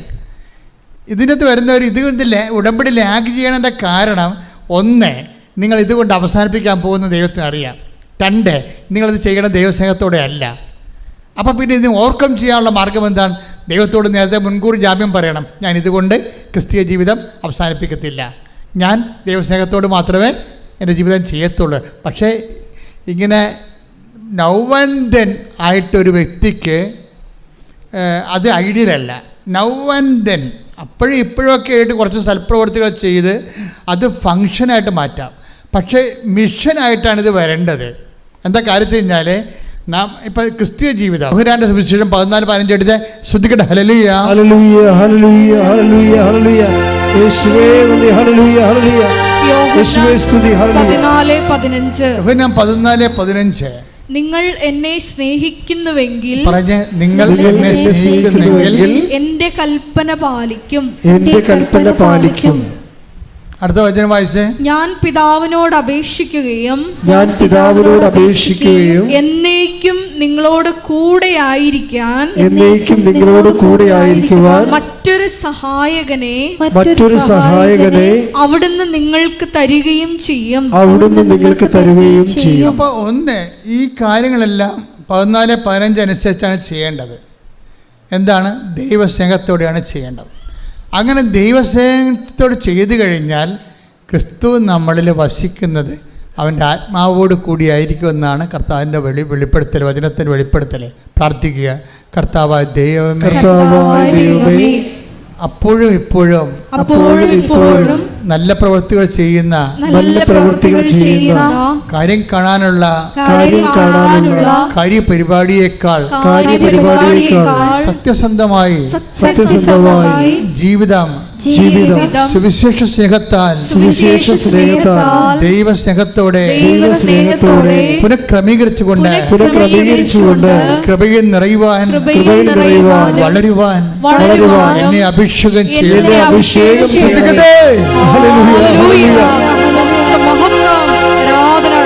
പരമദിവ്യകാരുണ്യത്തിന് നിങ്ങൾക്കറിയാവോ, എന്തുമാത്രം ആൾക്കാരാണ് മാതാവിന് സംസാരിക്കണം. അവിടെ പ്രാർത്ഥന തന്നെ സ്നേഹത്തിൻ്റെ സംസാരമാക്കി മാറ്റി. അപ്പോൾ അവിടെ ദൈവസ്നേഹം കൂടി ലവ് ലെവൽ വർദ്ധിപ്പിച്ചു. ഇത് ഉടമ്പടി പെട്ടെന്ന് കത്താനുള്ളൊരു മാർഗ്ഗമാണിത്. എന്താണ്? നിങ്ങളുടെ ലവ് ലെവൽ വർദ്ധിപ്പിക്കണം. ലവ് ലെവൽ വർദ്ധിപ്പിക്കുമ്പോൾ ഒരു കുഴപ്പമുണ്ട്. എന്താ പ്രശ്നം? നിങ്ങളുടെ വെറുപ്പ്, വിദ്വേഷം, പക, ചതി, അഹങ്കാരം, മുൻകോപം, കലഹം, ഭിന്നത, അതെല്ലാം മാറ്റേണ്ടി വരും. പക്ഷെ അതെല്ലാം മാറ്റേണ്ടി വരുമെന്ന് പറയുമ്പോഴേ നിങ്ങൾക്കറിയാമല്ലോ, ക്രിസ്തുവിൻ്റെ വചനങ്ങൾ, ചില വചനങ്ങൾ അച്ഛൻ പറഞ്ഞിട്ടുണ്ട് ഭയങ്കര കഠിനമാണെന്ന്, അല്ലേ? ക്രിസ്തുവിൻ്റെ വചനങ്ങൾ കഠിനമാണ്. കഠിനമല്ല സംഭവം എന്ന് വെച്ച് കഴിഞ്ഞാൽ, ദൈവസ്നേഹം ഇല്ലാതെ ചില വചനങ്ങൾ ക്രാക്ക് ചെയ്യാൻ പറ്റത്തില്ല. കാര്യം ഇതിനകത്ത് ദൈവത്തെ കാണണ്ടേ. ഇപ്പം നിന്നോട് ചണ്ട കൂടി നിൻ്റെ ഉടുപ്പ് കരസ്ഥമാക്കാൻ ഉദ്യമിക്കുന്നവന് അവനിൽ പോലും അവനെന്താ കൊടുക്കേണ്ടത്? മേലെങ്കിൽ കൂടി കൊടുക്കാൻ. കാര്യം എന്താണ്? ഇവനെ ക്രിസ്തുവായിട്ടാണ് നമ്മൾ കാണേണ്ടത്. മനസ്സിലായി? ക്രിസ്തുവിൻ്റെ വേറെ എന്നെ വിശുദ്ധിയിൽ വളർത്താൻ, എന്നെ കൃപയിൽ ഉയർത്താൻ ക്രിസ്തു വേറെ ഒരു വേഷമായി എന്നെ പരിപാലിക്കുകയാണ്. ഇത് ഭയങ്കരമാണ്. ഇതുകൊണ്ടാണ് നീ ശത്രുവിനെ പോലും ഐഡൻറ്റിഫൈ ചെയ്യണമെന്ന് പറയണത്, അല്ലേ? അങ്ങനെ വചനമില്ലേ? ശത്രുവിനെ സ്നേഹത്തെക്കുറിച്ച് പറയുമ്പോൾ ശ്രദ്ധിക്കട്ടെ മക്കളെ, ശ്രദ്ധിക്കട്ടെ. ഹല്ലേലൂയ, ഹല്ലേലൂയ, ഹല്ലേലൂയ, ഹല്ലേലൂയ, ഹല്ലേലൂയ, ഹല്ലേലൂയ. യേശുവേ നന്ദി. ഹല്ലേലൂയ, ഹല്ലേലൂയ, ഹല്ലേലൂയ, ഹല്ലേലൂയ, ഹല്ലേലൂയ, ഹല്ലേലൂയ, മത്തായി സുവിശേഷം 5:43 എടുത്തേ. അയൽക്കാരനെ സ്നേഹിക്കുക, പറഞ്ഞേ. അയൽക്കാരനെ സ്നേഹിക്കുക, ശത്രുവിനെ ദ്വേഷിക്കുക, ശത്രുവിനെ ദ്വേഷിക്കുക എന്ന് പറഞ്ഞിട്ടുള്ളത് നിങ്ങൾ കേട്ടിട്ടുണ്ടല്ലോ. എന്നാൽ ഞാൻ നിങ്ങളോട് പറയുന്നു, ശത്രുക്കളെ സ്നേഹിക്കുവിൻ, നിങ്ങളെ പീഡിപ്പിക്കുന്നവർക്ക് വേണ്ടി പ്രാർത്ഥിക്കുവിൻ, അങ്ങനെ നിങ്ങൾ നിങ്ങളുടെ സ്വർഗസ്ഥനായ പിതാവിന്റെ മക്കളായി തീരും. ഇതൊരു ഭയങ്കര ഗോസ്പൽ മെക്കാനിസമാണ്. ദൈവത്തിന്റെ ലക്ഷ്യം എന്താണ്? നിങ്ങളെ സ്വർഗസ്ഥനായ പിതാവിന്റെ മക്കളാക്കുകയാണ്. അല്ലാതെ അവരോട് ക്ഷമിച്ചിട്ട് നാണം കെടുക എന്നുള്ളതിനാണ് നിങ്ങൾ പ്രാധാന്യം കൊടുക്കുന്നത്, ഇല്ലേ? നമ്മൾ തന്തയ്ക്ക് വിളിച്ച് എൻ്റെ അടുത്ത് പോയി നമ്മൾ പിന്നെ അങ്ങോട്ട് ക്ഷമിക്കാനല്ല പറഞ്ഞിരിക്കണത്. അപ്പോൾ നമ്മൾ ഓർക്കുന്നത് എന്ത് പരിപാടി, അവൻ പിന്നെയും നമ്മൾ കളിയാക്കത്തില്ലേ?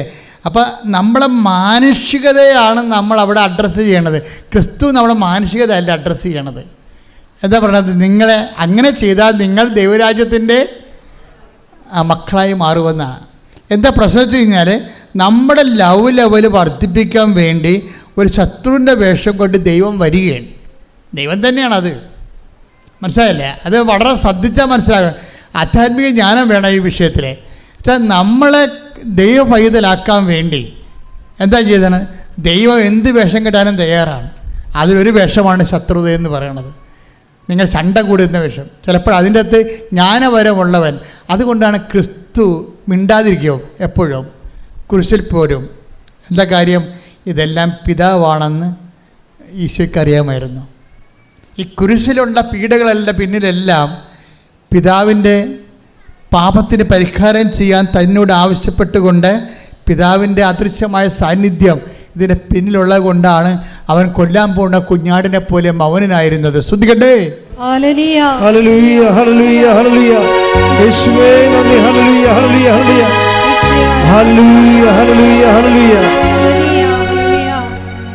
പരിശുദ്ധ പരമ ദിവ്യകാരുണ്യത്തിന് ആരാധനയും സ്തുതിയും പുകഴ്ചയും ഉണ്ടായിരിക്കട്ടെ. എന്താണ് ഇങ്ങനെ പറയാൻ കാരണമെന്ന് ചോദിച്ചു കഴിഞ്ഞാൽ, അതിൻ്റെ കാരണം എന്താണ്?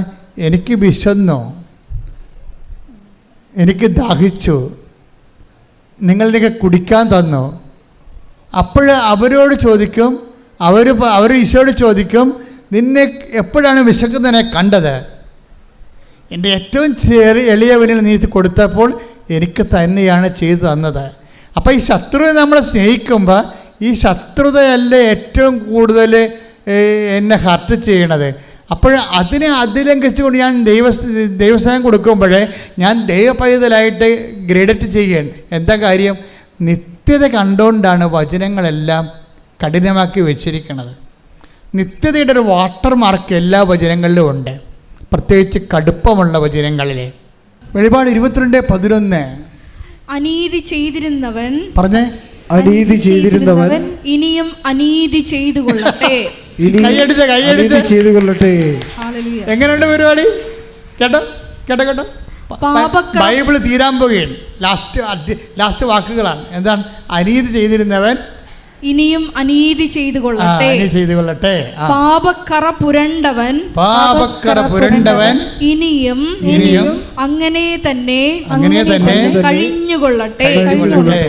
നീതിമാൻ ഇനിയും നീതി പ്രവർത്തിക്കട്ടെ. വിശുദ്ധൻ ഇനിയും വിശുദ്ധീകരിക്കപ്പെടട്ടെ. ലാസ്റ്റ് സമയത്തിന്റെ അവസാനം ആരെയും മാനസാന്തരയ്ക്ക് വിളിക്കാത്ത ലോകത്തിലെ ഒരേ ഒരു പുസ്തകമാണ് ബൈബിൾ. എന്താ കാര്യം വെച്ച് കഴിഞ്ഞാൽ, കുറേ പേര് ബ്രാൻഡഡ് ആയിരിക്കുകയാണ്. അവൻ മാനസാന്തരപ്പെടാൻ ദൈവം ആഗ്രഹിക്കുന്നില്ല. കാര്യം അത് വരപ്രസാദമാണ്. മാനസാന്തരം ദൈവം നിങ്ങൾക്ക് നൽകുന്ന മനസ്സലിവാണ്. കഠിനമായ മനസ്സുള്ളവർ കഠിനമായിട്ട് തന്നെ പോകട്ടെ എന്ന് പറയും. കഠിനമല്ലാതെ മനസ്സലിവുള്ളവൻ മനസ്സലിവുള്ളവനായി നിൽക്കട്ടെ, ഇനി സമയമില്ലെന്ന് പറയും. എല്ലാ മനുഷ്യൻ്റെ മുന്നിൽ ഈ സമയമില്ലാത്തൊരു സമയം വന്നിട്ട് പറയും, ഡോണ്ട് റിപ്പീറ്റ്, ഡോണ്ട് കൺട്രേറ്റ്, don't have condition, don't repent. എന്നെയും നിൻ്റെയും മുഖത്ത് നോക്കി ദൈവം എന്നെങ്കിലും ഇനി മാനസാന്തരപ്പെടരുതെന്ന് പറഞ്ഞാൽ ഒരു തീരുമാനമാകും. അപ്പോഴേ ഇതൊരു സമയമാണ്. മാനസാന്തരം ഒരു സമയമാണ്. ഹൃദയത്തിൻ്റെ അലിവ് ഞാൻ എപ്പോഴും ഓർക്കുകയും, ആ പുരോഹിതൻ ബൈബിൾ കഥ പറയുമ്പോൾ കർത്താവ് അതിൻ്റെ അകത്ത് ഞാൻ പറഞ്ഞില്ലേ നിത്യതയുടെ വാട്ടർ മാർക്കിനെ വെക്കും. നിത്യതയുടെ ഒരു ജലമുദ്ര വെച്ചിട്ടാണ് ബൈബിൾ ചെയ്തിരിക്കുന്നത്. ഇപ്പോൾ ഓരോ കഥ പറയുമ്പോഴും അതിൻ്റെ അകത്ത് ഈ നിത്യതയുടെ വാട്ടർ മാർക്ക് കാണാം. എന്താ പറയണത്? ഒരു മനുഷ്യൻ ചോദിച്ചു, നിത്യജീവൻ പ്രാപിക്കാൻ ഞാൻ എന്ത് ചെയ്യണം? അപ്പോൾ ഈശോ പറഞ്ഞു, നിയമത്തിൽ എന്താണ് എഴുതിയിരിക്കണത്? അപ്പോൾ അവരെന്ത് പറയും? എല്ലാത്തിനേക്കാളും ഒരു ദൈവത്തെ സ്നേഹിക്കുക, നിന്നെപ്പോലും നിൻ്റെ അയൽക്കാരനെ സ്നേഹിക്കുക. എന്നാൽ നീ പോയി അതുപോലെ ചെയ്യുക. അപ്പം അവൻ ചോദിക്കും, തിരിച്ചു ചോദിക്കും, ആരാണ് എൻ്റെ അയൽക്കാരൻ? അപ്പോൾ ഈശോ പറയും, ഒരു മനുഷ്യൻ ജെറുസലേമിൽ നിന്ന് ജെറീക്കോയിലേക്ക് പോവുകയായിരുന്നു. കള്ളന്മാരുടെ കൈ അകപ്പെട്ടു. അവൻ്റെ വസ്തുവകൾ അടിച്ചു മാറ്റിയിട്ട് അവനെ മൃതപ്രായനായിട്ട് വഴി തള്ളി. ആ വഴിക്കൊരു ലെവയം പോയി,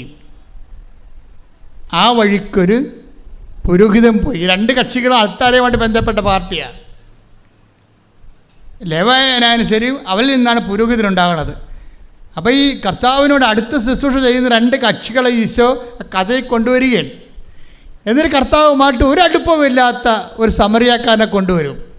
വ്യത്യാസം എന്താണെന്ന് ചോദിച്ചു കഴിഞ്ഞാൽ, ഈ രണ്ട് കക്ഷികളും എണ്ണയുമായിട്ട് കൈകാര്യം ചെയ്യുന്ന ആൾക്കാരാണ്.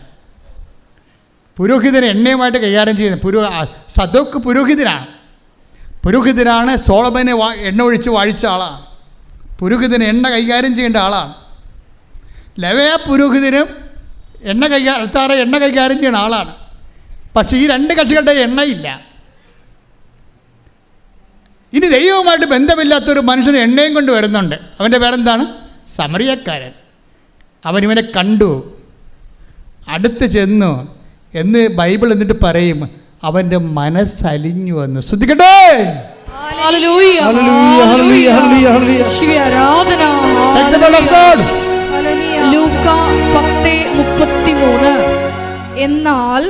എന്നാൽ ഒരു സമരിയാക്കാരൻ യാത്രാമധ്യേ അവൻ കിടന്ന സ്ഥലത്ത് വന്നു.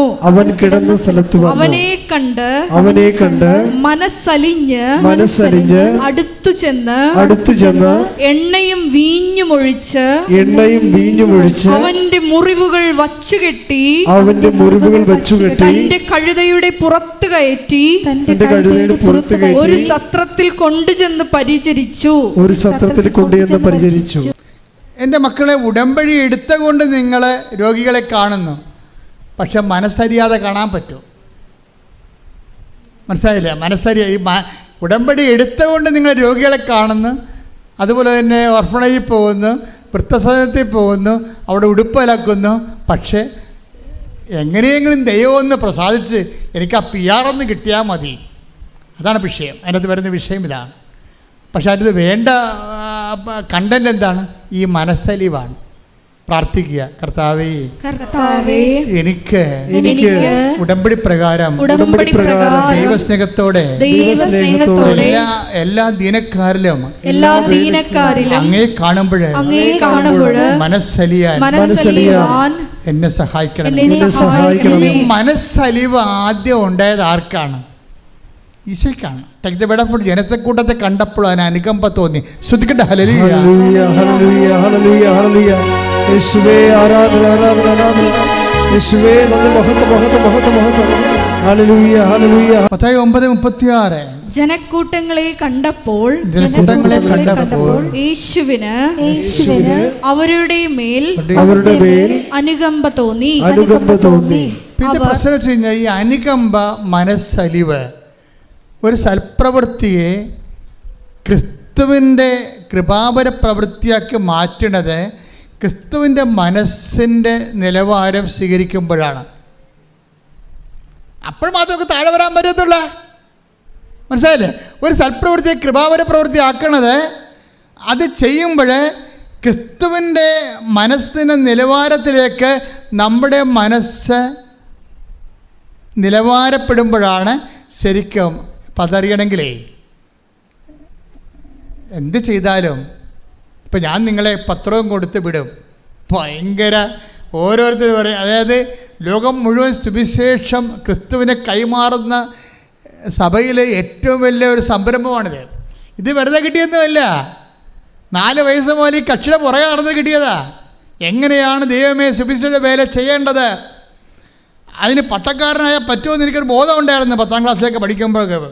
അതിനുശേഷം പട്ടക്കാരനായതിനു ശേഷവും പിന്നെയും ബാക്കി കർത്താവെ സുവിശേഷ വേലയെക്കുറിച്ച് പിന്നെയും എനിക്ക് ഇതല്ല, ഈ ശങ്കരാചാര്യ പറഞ്ഞ പോലെ നേതി ഇതല്ല ഇതിൻ്റെ അപ്പുറത്തുണ്ടെന്ന്. അങ്ങനെ അപ്പുറത്തുള്ളതിനെ അന്വേഷിച്ചപ്പോഴാണ് കർത്താവ് നമ്മളെ ഉടമ്പടി വരെ എത്തിയത്. നിങ്ങളിന്ന് എന്തുമാത്രം പ്രേക്ഷിതരാണ് ഉള്ളത്. പക്ഷേ പ്രേക്ഷിതരെ അറിയേണ്ട ഒരു കാര്യമുണ്ട്.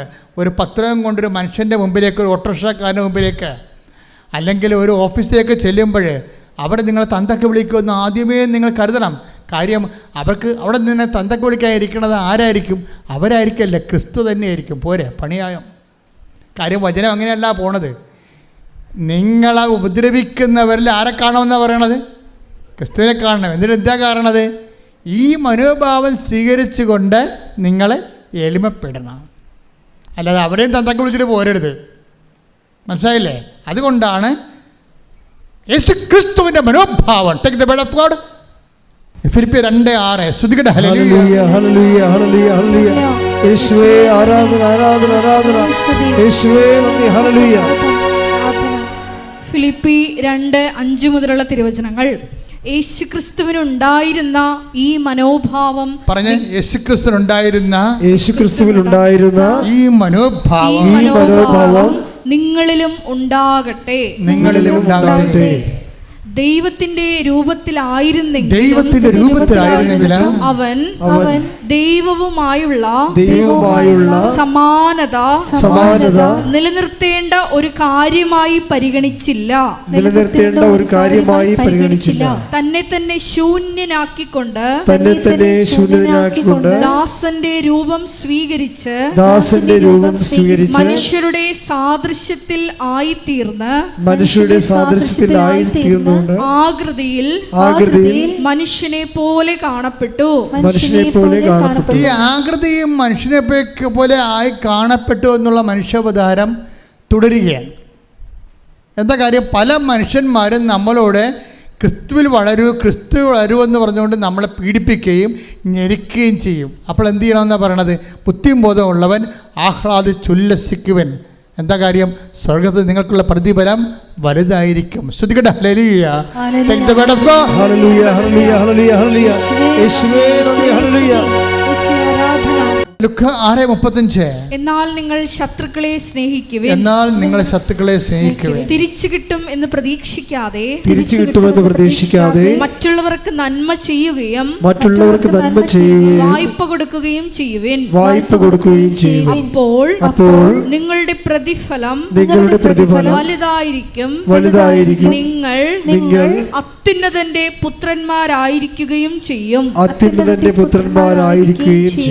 മനുഷ്യർ നിങ്ങളെ അവഹേളിക്കുകയും വ്യാജമായ എല്ലാത്തരം കുറ്റങ്ങളും നിങ്ങളുടെ മേൽ ആരോപിക്കുകയും ചെയ്യുമ്പോൾ നിങ്ങൾ ആഹ്ലാദിച്ചുല്ലസിക്കുവിൻ. എന്ന് പറഞ്ഞ് മനുഷ്യർ നിങ്ങളെ അവഹേളിക്കുകയും എല്ലാ കുറ്റങ്ങളും നിങ്ങളുടെ മേൽ ആരോപിക്കുകയും ചെയ്യുമ്പോൾ ആഹ്ലാദിച്ചുല്ലസിക്കുവിൻ.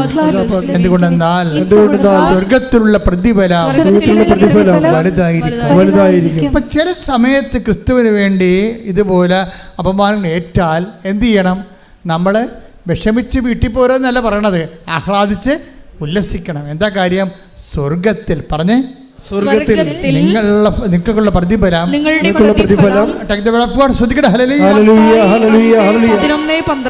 മത്തായി 5:11-12. എന്നെ പ്രതി മനുഷ്യർ നിങ്ങളെ അവഹേളിക്കുകയും പീഡിപ്പിക്കുകയും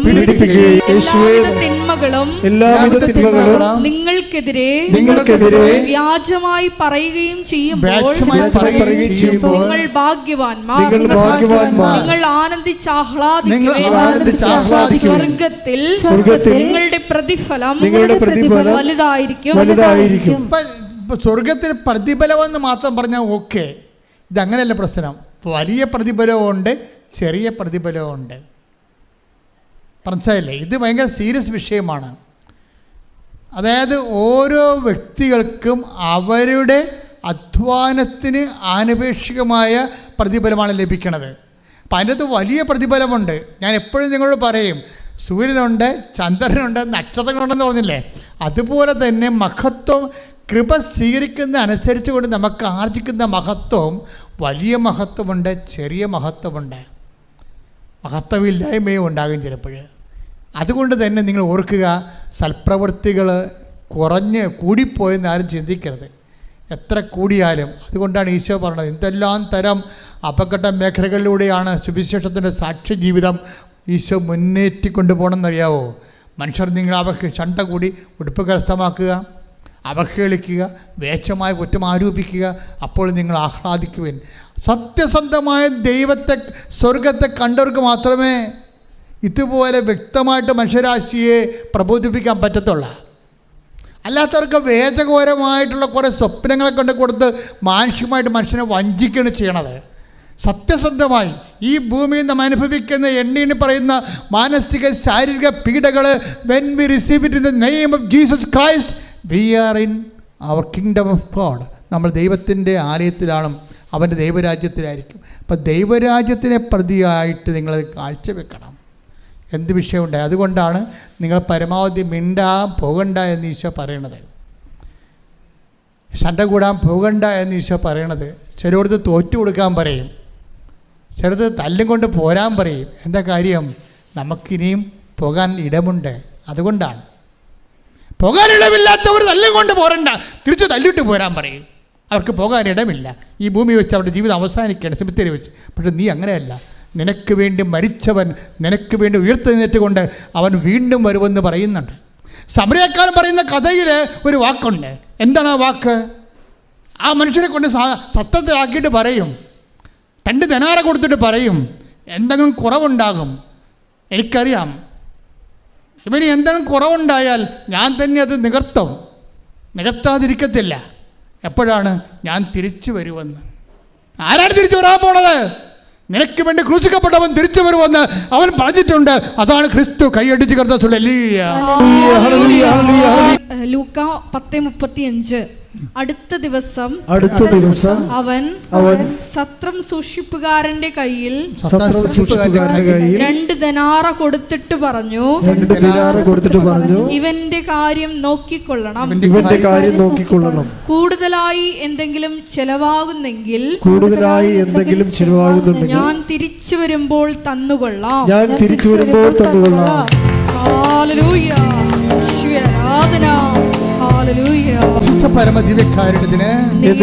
ആരാധന. ഈ സമരിയക്കാരൻ ആരാണെന്ന് ചോദിച്ചാൽ നമുക്കറിയാം. പരിശുദ്ധാത്മാവിലാണ് സുവിശേഷം വായിക്കുന്നുണ്ടെങ്കിൽ ആത്മാവ് അവനോട് പറയും, ഇത് നിനക്ക് വേണ്ടി ക്രൂശിക്കപ്പെട്ടവനാണ്. ഇവൻ്റെ കയ്യിരിക്കുന്ന വെള്ളം, ഇവൻ്റെ കയ്യിരിക്കുന്ന വീഞ്ഞും എണ്ണയുമാണ് നിന്നെ ആത്മാവിനെ പൂരിതമാക്കിയിരിക്കുന്ന ദൈവത്തിൻ്റെ കൃപ. ഇവനെന്താ പറയണത്? ആ സത്യസൂക്ഷിപ്പുകാരനോട് പറയുന്ന വാക്കുണ്ട്. എന്താ പറയണത്? എന്തെങ്കിലും കൂടി ചിലവാകണമെങ്കിൽ. അതാരോട് പറയണതാ?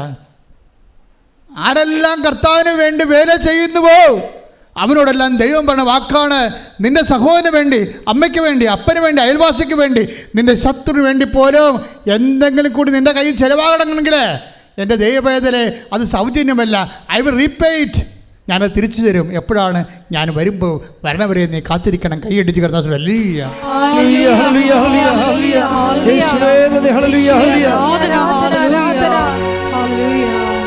നിത്യതയിൽ അവസാനം ഈശോ വരുന്നത് വരാണ് ആ വിഷയം.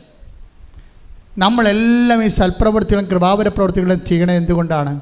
അവൻ മഹത്വരാജനായി വീണ്ടും വരുമ്പോൾ അവൻ്റെ കൂടെ അവൻ്റെ സൂര്യശോഭയിലേക്ക് പ്രവേശിച്ചുകൊണ്ട് മഹത്വത്തിൻ്റെ സ്വർഗീയ വിരുന്നിലെ, സ്വർഗീയ ജെറുസലേമിലെ മണവാളിൻ്റെ കൂടെ സഭയാകുന്ന മണവാട്ടി നിത്യമായ ബാങ്കറ്റ് ആൻഡ് ഫീസ്റ്റിൻ്റെ സെലിബ്രേഷൻസിന് വേണ്ടി നമ്മൾ നമ്മുടെ ജീവിതത്തെ ഒരുക്കിയാണ്. കൈയിടിച്ച് കർത്താവ്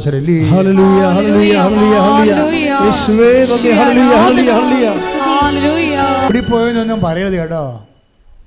അപ്പനെയും അമ്മനെയും അയൽവാസികളെയൊക്കെ സഹായിച്ചതിൽ കൂടിപ്പോയെന്നൊന്നും പറയരുത്. കൂടിപ്പോയാൽ, എന്തെങ്കിലും കൂടുതൽ ചിലവായാൽ എന്താണ്? ഞാൻ തിരിച്ചു വരുമ്പോഴേ അത് നിത്യതയ്ക്ക് വേണ്ടിയുള്ള നിക്ഷേപമാണ്. കൈയടിച്ച് കിടത്താൻ ഹല്ലേലൂയ, ഹല്ലേലൂയ, ഹല്ലേലൂയ, യേശുവേ ഹല്ലേലൂയ. നമ്മൾ പറയുന്ന അയാൾ ആ മുറിവിലൊഴിച്ച എണ്ണയില്ലേ, ആ സമരക്കാരൻ എൻ്റെ ആ വഴിവെക്കിൽ മൃതപ്രമായി കിടന്ന മനുഷ്യൻ്റെ വ്രണങ്ങൾ എന്താണ് ഒഴിച്ചത്? എണ്ണയും വീഞ്ഞും. അതാണ് ഈ സൽപ്രവൃത്തികളെന്ന് പറയണത്. മനസ്സിലായില്ലേ? നമ്മൾ ചെയ്യുന്ന സൽപ്രവൃത്തികളുടെ പ്രതീകാത്മകമായ സുവിശേഷ വചനമാണ് എണ്ണയും വീഞ്ഞുമെന്ന്. ചില സമയത്ത് നമ്മൾ അതുകൊണ്ടാണ് ഈശോ പറയണത്, ചില ഒരു ഭയങ്കര ബുദ്ധിമാന്മാരായിരിക്കും പക്ഷെ വിവരം ഉണ്ടാകത്തില്ലെന്ന്. ഭയങ്കര ബുദ്ധിമാന്മാരായിരിക്കും മനുഷ്യന്മാരുടെ കൂട്ടത്തിലേ. സാധാരണ മനുഷ്യരുമുണ്ട്, കുറച്ച് ബുദ്ധി കൂടിയ ആൾക്കാരുണ്ടല്ലോ. അപ്പം അവരെല്ലാം ചെയ്യണത് നമ്മളെന്ത് കൊടുക്കുന്നു, നമുക്കെന്ത് കിട്ടുന്നു, അതിനൊരു അംശം അങ്ങോട്ട് കൊടുക്കുന്നു. നമ്മളൊരു ദൈവമായിട്ടൊരു ബിസിനസ്സിലാണ് നമ്മൾ ചെയ്യണത്. കാരണം നമ്മൾ പറയും അനിയത്തിയുണ്ട്, ചേട്ടത്തിയുണ്ട്, ചേട്ടനുണ്ട്, അവരുമൊക്കെ ഈ അമ്മ പറ്റത്തില്ലേ, പിന്നെ എനിക്ക് മാത്രം എൻ്റെ ബെഡർക്ക് എന്ത് മാത്രം അമ്മ വന്ന് അത് കണക്ക് പറയില്ലേ. മിണ്ടാണ്ടിരിക്കാനാണ് എപ്പോഴും നല്ലത് കേട്ടോ. അപ്പോൾ ഉള്ളത് ചെയ്തതുപോലെ ഇല്ലാണ്ടാവും.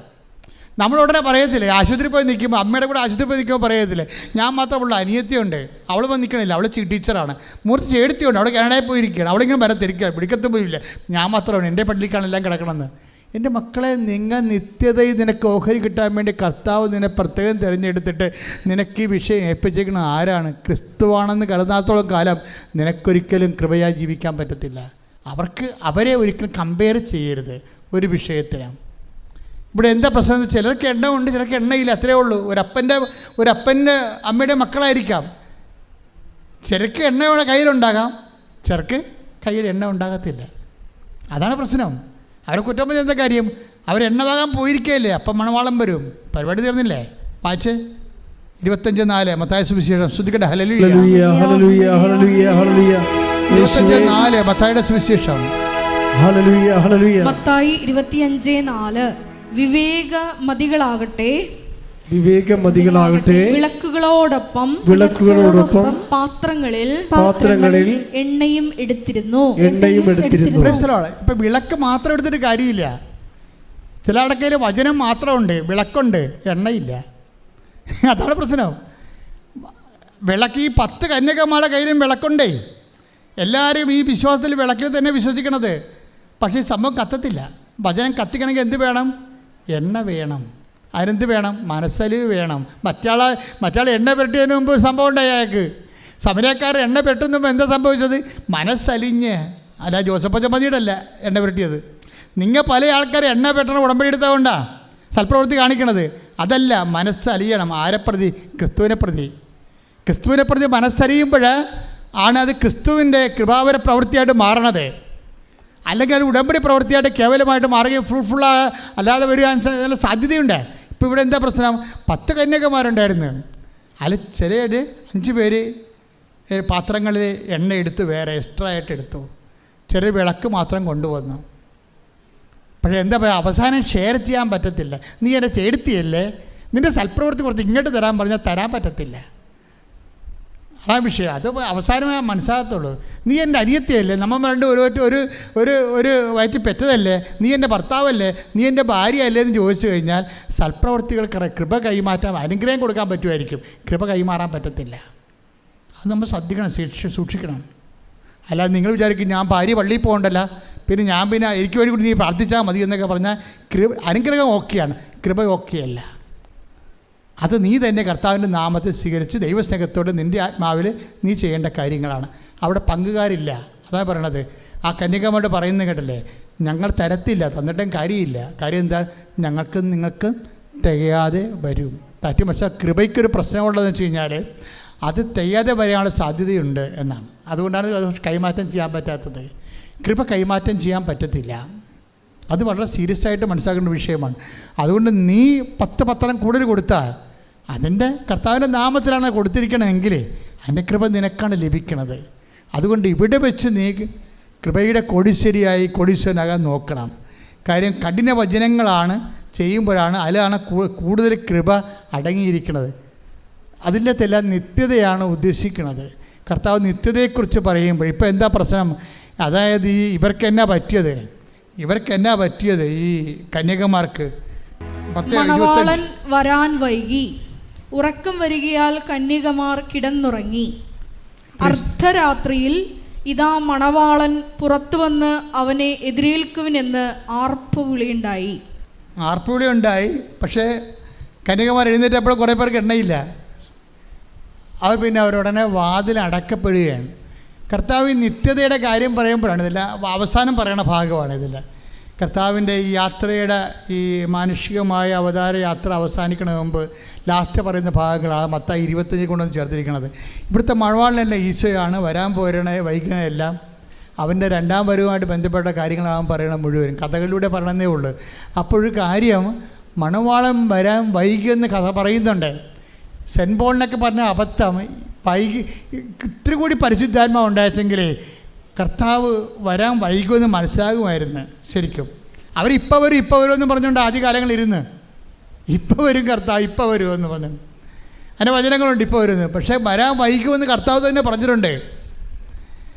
10:25 മണവാള ഇപ്പം ഈ നമ്മൾ ഇമ്മീഡിയറ്റ് പരൂസ്യ എന്നും പറഞ്ഞ ആദിമസഭയെ കുറേ കാലം വിശ്വസിച്ചതാണ്. അതായത് ഇപ്പം കർത്താവ് വരുമെന്ന്. പക്ഷേ കർത്താവ് തന്നെ പറഞ്ഞിട്ടുണ്ട് മണവാളൻ വരാൻ വൈകും. അതാണ് മണവാളനെ കൊടുത്തിരിക്കുന്ന കാര്യം. അപ്പോൾ എന്നാ പറ്റിയിരിക്കണത്? എത്ര വൈകിയാലും നമ്മുടെ കയ്യിൽ എന്തുണ്ടാകണം? കൃപയുണ്ടാകണം.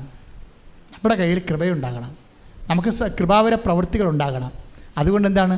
ജാഗ്രതയുണ്ടാകണം ഈ വിഷയത്തിൽ. ഉടമ്പടി നിങ്ങളെ ഉയർത്തണം അങ്ങനെയാണ്. പക്ഷെ ചെയ്യുന്ന പ്രവൃത്തികൾ ദൈവസംഘത്തോടെ ചെയ്യണമെന്നാണ് ഇത്രയും നേരം പറഞ്ഞതിൻ്റെ ചുരുക്കം. ശ്രദ്ധിക്കട്ടെ. ഹല്ലേലൂയ.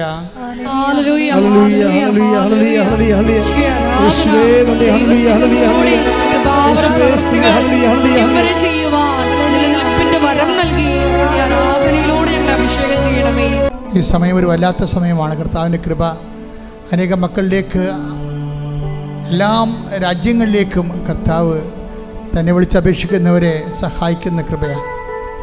അത്തരം സാക്ഷ്യങ്ങൾ നമ്മൾ ഒത്തിരി കേട്ടിട്ടുണ്ട്. ആരാധന നടക്കുന്ന സമയം, അമ്മ മാതാവ് ജീവനോടെ പ്രത്യക്ഷപ്പെട്ട സമയം, ദുരന്തം ഉണ്ടാകാൻ പോകുന്ന പ്രാർത്ഥിക്കണമെന്ന് പറഞ്ഞ സമയം, ജീവിത ദുരന്തങ്ങൾക്കെല്ലാം പ്രതിവിധി പ്രാർത്ഥനയാണെന്ന് നമ്മൾ പറഞ്ഞത് പരിശുദ്ധ അമ്മയാണ്. അമ്മ മാതാവിൻ്റെ പ്രത്യക്ഷീകരണത്തിൻ്റെ അടയാളമായിട്ടാണ് നമുക്ക് ഉടമ്പടി പ്രാർത്ഥന ദൈവം നൽകിയത്. അതാണ് നമ്മൾ ജീവിക്കുന്നത് ഇപ്പോഴേ. ഉടമ്പടി ഒരു പ്രവർത്തനം മാത്രമല്ല, ഒരു ജീവിതമാണ്. കർത്താവേ, നിൻ്റെ മക്കൾക്ക് വേണ്ടി ഞാൻ പ്രാർത്ഥിക്കണം ഈശോ. ശ്രദ്ധിക്കട്ടെ. ഹല്ലേലൂയ, ഹല്ലേലൂയ. കർത്താവേ, നിൻ്റെ മക്കൾക്ക് വേണ്ടി പ്രാർത്ഥിക്കുന്നു. കർത്താവേ, നിൻ്റെ വിശുദ്ധ പൗരോഹിത്യത്തെ മഹത്വപ്പെടുത്തണം.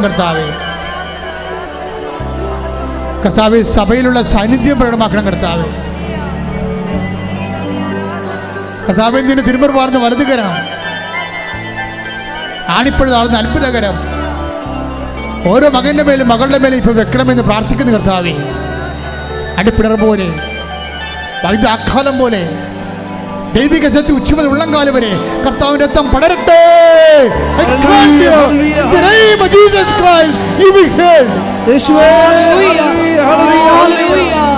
എൻ്റെ പ്രിയപ്പെട്ടവരെ, ഒരു മകനെപ്പോലും മകളെപ്പോലും തന്നെ വിളിച്ചപേക്ഷിക്കുന്ന, നാമം വിളിച്ചപേക്ഷിക്കുന്ന ഒരു മകനെപ്പോലും കർത്താവ് ഒഴിവാക്കത്തില്ല. നിങ്ങൾ ധൈര്യമായിട്ട് രോഗമുള്ളിടത്ത് കൈകൾ വെച്ചുകൊണ്ട് പ്രാർത്ഥിക്കട്ടെ. ശ്രുതിക്കട്ടെ. കർത്താവിൻ്റെ ഉന്നതമായ നാമത്തില്, സഭയുടെ അധികാരത്തില്, കുരിശിൻ്റെ അടയാളത്തില്, ദൈവത്തിൻ്റെ ശക്തിയാൽ, ഈ അൾത്താറയിൽ നടന്ന 10,000-കണക്കിന് ആരാധന ശക്തിയാൽ മാരക രോഗങ്ങൾ, തീരവേദികൾ, ജീവിത ദുരിതങ്ങൾ എൻ്റെ കർത്താവിൻ്റെ ഉന്നതമായ നാമത്തിൽ മാറിപ്പോകട്ടെ. കർത്താവേ, നിന്റെ ശക്തി ഒഴുക്കണമേ. കർത്താവേ, നിന്റെ രക്തം ഒഴുക്കണമേ. കർത്താവേ, കണ്ണീരോടെ പ്രാർത്ഥിക്കുന്ന കർത്താവേ, എല്ലാ പേശികളിലും, കോശങ്ങളിലും, അസ്ഥികളിലും, സന്ധികളിലും വാതരോഗങ്ങൾ, പിസ്തുല രോഗങ്ങൾ, പിസ്വ രോഗങ്ങൾ, ഹൃദയരോഗങ്ങൾ, കരരോഗങ്ങൾ, കിഡ്നി രോഗങ്ങൾ, തൈറോയ്ഡ് രോഗങ്ങൾ, ബ്രെയിൻ്റെ അസുഖങ്ങൾ യേശു ക്രിസ്തുവിൻ്റെ നാമത്തിൽ, മാരക രോഗങ്ങൾ, ത്വക്ക് രോഗങ്ങൾ യേശുവിൻ്റെ നാമത്തിൽ മാറിപ്പോകട്ടെ. ശ്രദ്ധിക്കട്ടെ. ഹല്ലേലൂയ, ഹല്ലേലൂയ, ഹല്ലേലൂയ, ഹല്ലേലൂയ. യേശുവേ, ഹല്ലേലൂയ, ഹല്ലേലൂയ. പരമദിവ്യകാരുണ്യത്തിന് സ്വർഗ്ഗത്തിലെ പരിശുദ്ധ പരമദിവ്യകാരുണ്യത്തിന് ആരാധനയും സ്തുതിയും പുകഴ്ചയും ഉണ്ടായിരിക്കട്ടെ. പരമദിവ്യകാരുണ്യത്തിന് ആരാധനയും സ്തുതിയും പുകഴ്ചയും ഉണ്ടായിരിക്കട്ടെ. അടിപ്പിണറിന്റെ സൗഖ്യത്തിന്റെ സമയമാണിത്. ദൈവികമായ കൃപ നമ്മളിലെ ഓളം മുട്ടുന്ന സമയമാണിത്. കർത്താവ് ഒരു മനുഷ്യനെ പോലും കണ്ണീരോടെ വരും കൈയോടെ പറഞ്ഞു വിടത്തില്ല. അവർ കണ്ണുനീരോടെയാണ് വരുന്നത്. ഞാൻ അവരെ ആശ്വസിപ്പിച്ച് പറഞ്ഞേക്കുമെന്ന് പറഞ്ഞത് ദൈവത്തിൻ്റെ വചനമാണെങ്കിൽ ആകാശം മാറിയാലും ഭൂമി മാറിയാലും മാറാത്ത വചനം ഇപ്പോൾ നിന്നെ ആശ്വസിപ്പിക്കുന്ന സമയമാണ്. ശ്രദ്ധിക്കട്ടെ. കൈകൾ കൂപ്പിക്കൊണ്ട് കർത്താവിനെ തന്നെ നോക്കിക്കൊണ്ട് പ്രാർത്ഥിക്കാം. ഇപ്പോൾ നമ്മൾ പ്രാർത്ഥിക്കാൻ പോകുന്ന വിഷയങ്ങൾ വിവാഹം ഒത്തുവരാത്ത മക്കൾ.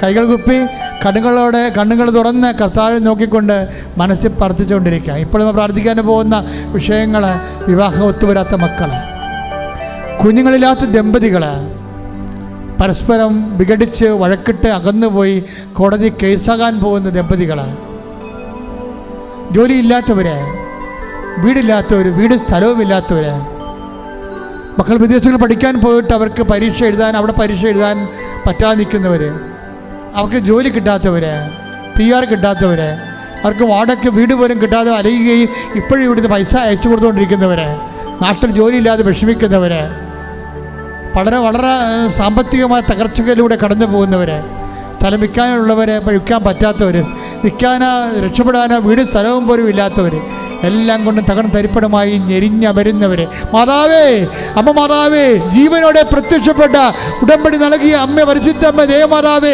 ഈശോയുടെ ജീവനോടെ പ്രത്യക്ഷപ്പെട്ടുകൊണ്ടിരിക്കുന്ന ഈ നിമിഷങ്ങളിൽ ഞങ്ങളുടെ മക്കൾക്ക് വേണ്ടി കണ്ണീരോടെ പ്രാർത്ഥിക്കുന്ന എന്തെല്ലാം വിധത്തിൽ ആരെല്ലാം ഏതെല്ലാം വേദന അനുഭവിക്കുന്നോ സഹായിക്കാൻ ഒരു മനുഷ്യൻ പോലും ഇല്ലാത്ത അവസ്ഥകൾ ദൈവത്തിൻ്റെ കരുണ, അമ്മയുടെ പ്രത്യേക കാരുണ്യമാധ്യത്തോടെ യേശു നാമത്തിൽ നിന്നെ വിടുതൽ പ്രാപിക്കുകയും സൗഖ്യപ്പെടുകയും ചെയ്യട്ടെ.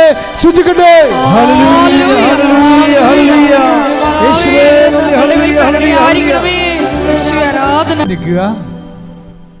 മൗനപ്രാർത്ഥനയുടെ സമയമാണ്. അച്ഛൻ വിട്ടുപോയ വിഷയങ്ങൾ, എൻ്റെ മക്കളുടെ സ്വകാര്യ കാര്യങ്ങൾ കണ്ണീരോടെ മാതാവിൻ്റെ മധ്യശീശയ്ക്ക് സമർപ്പിക്കുക. ഓൺലൈനിലുള്ളവർ ഇപ്പോഴും അത് തന്നെയാണ് പ്രാർത്ഥിക്കേണ്ടത്.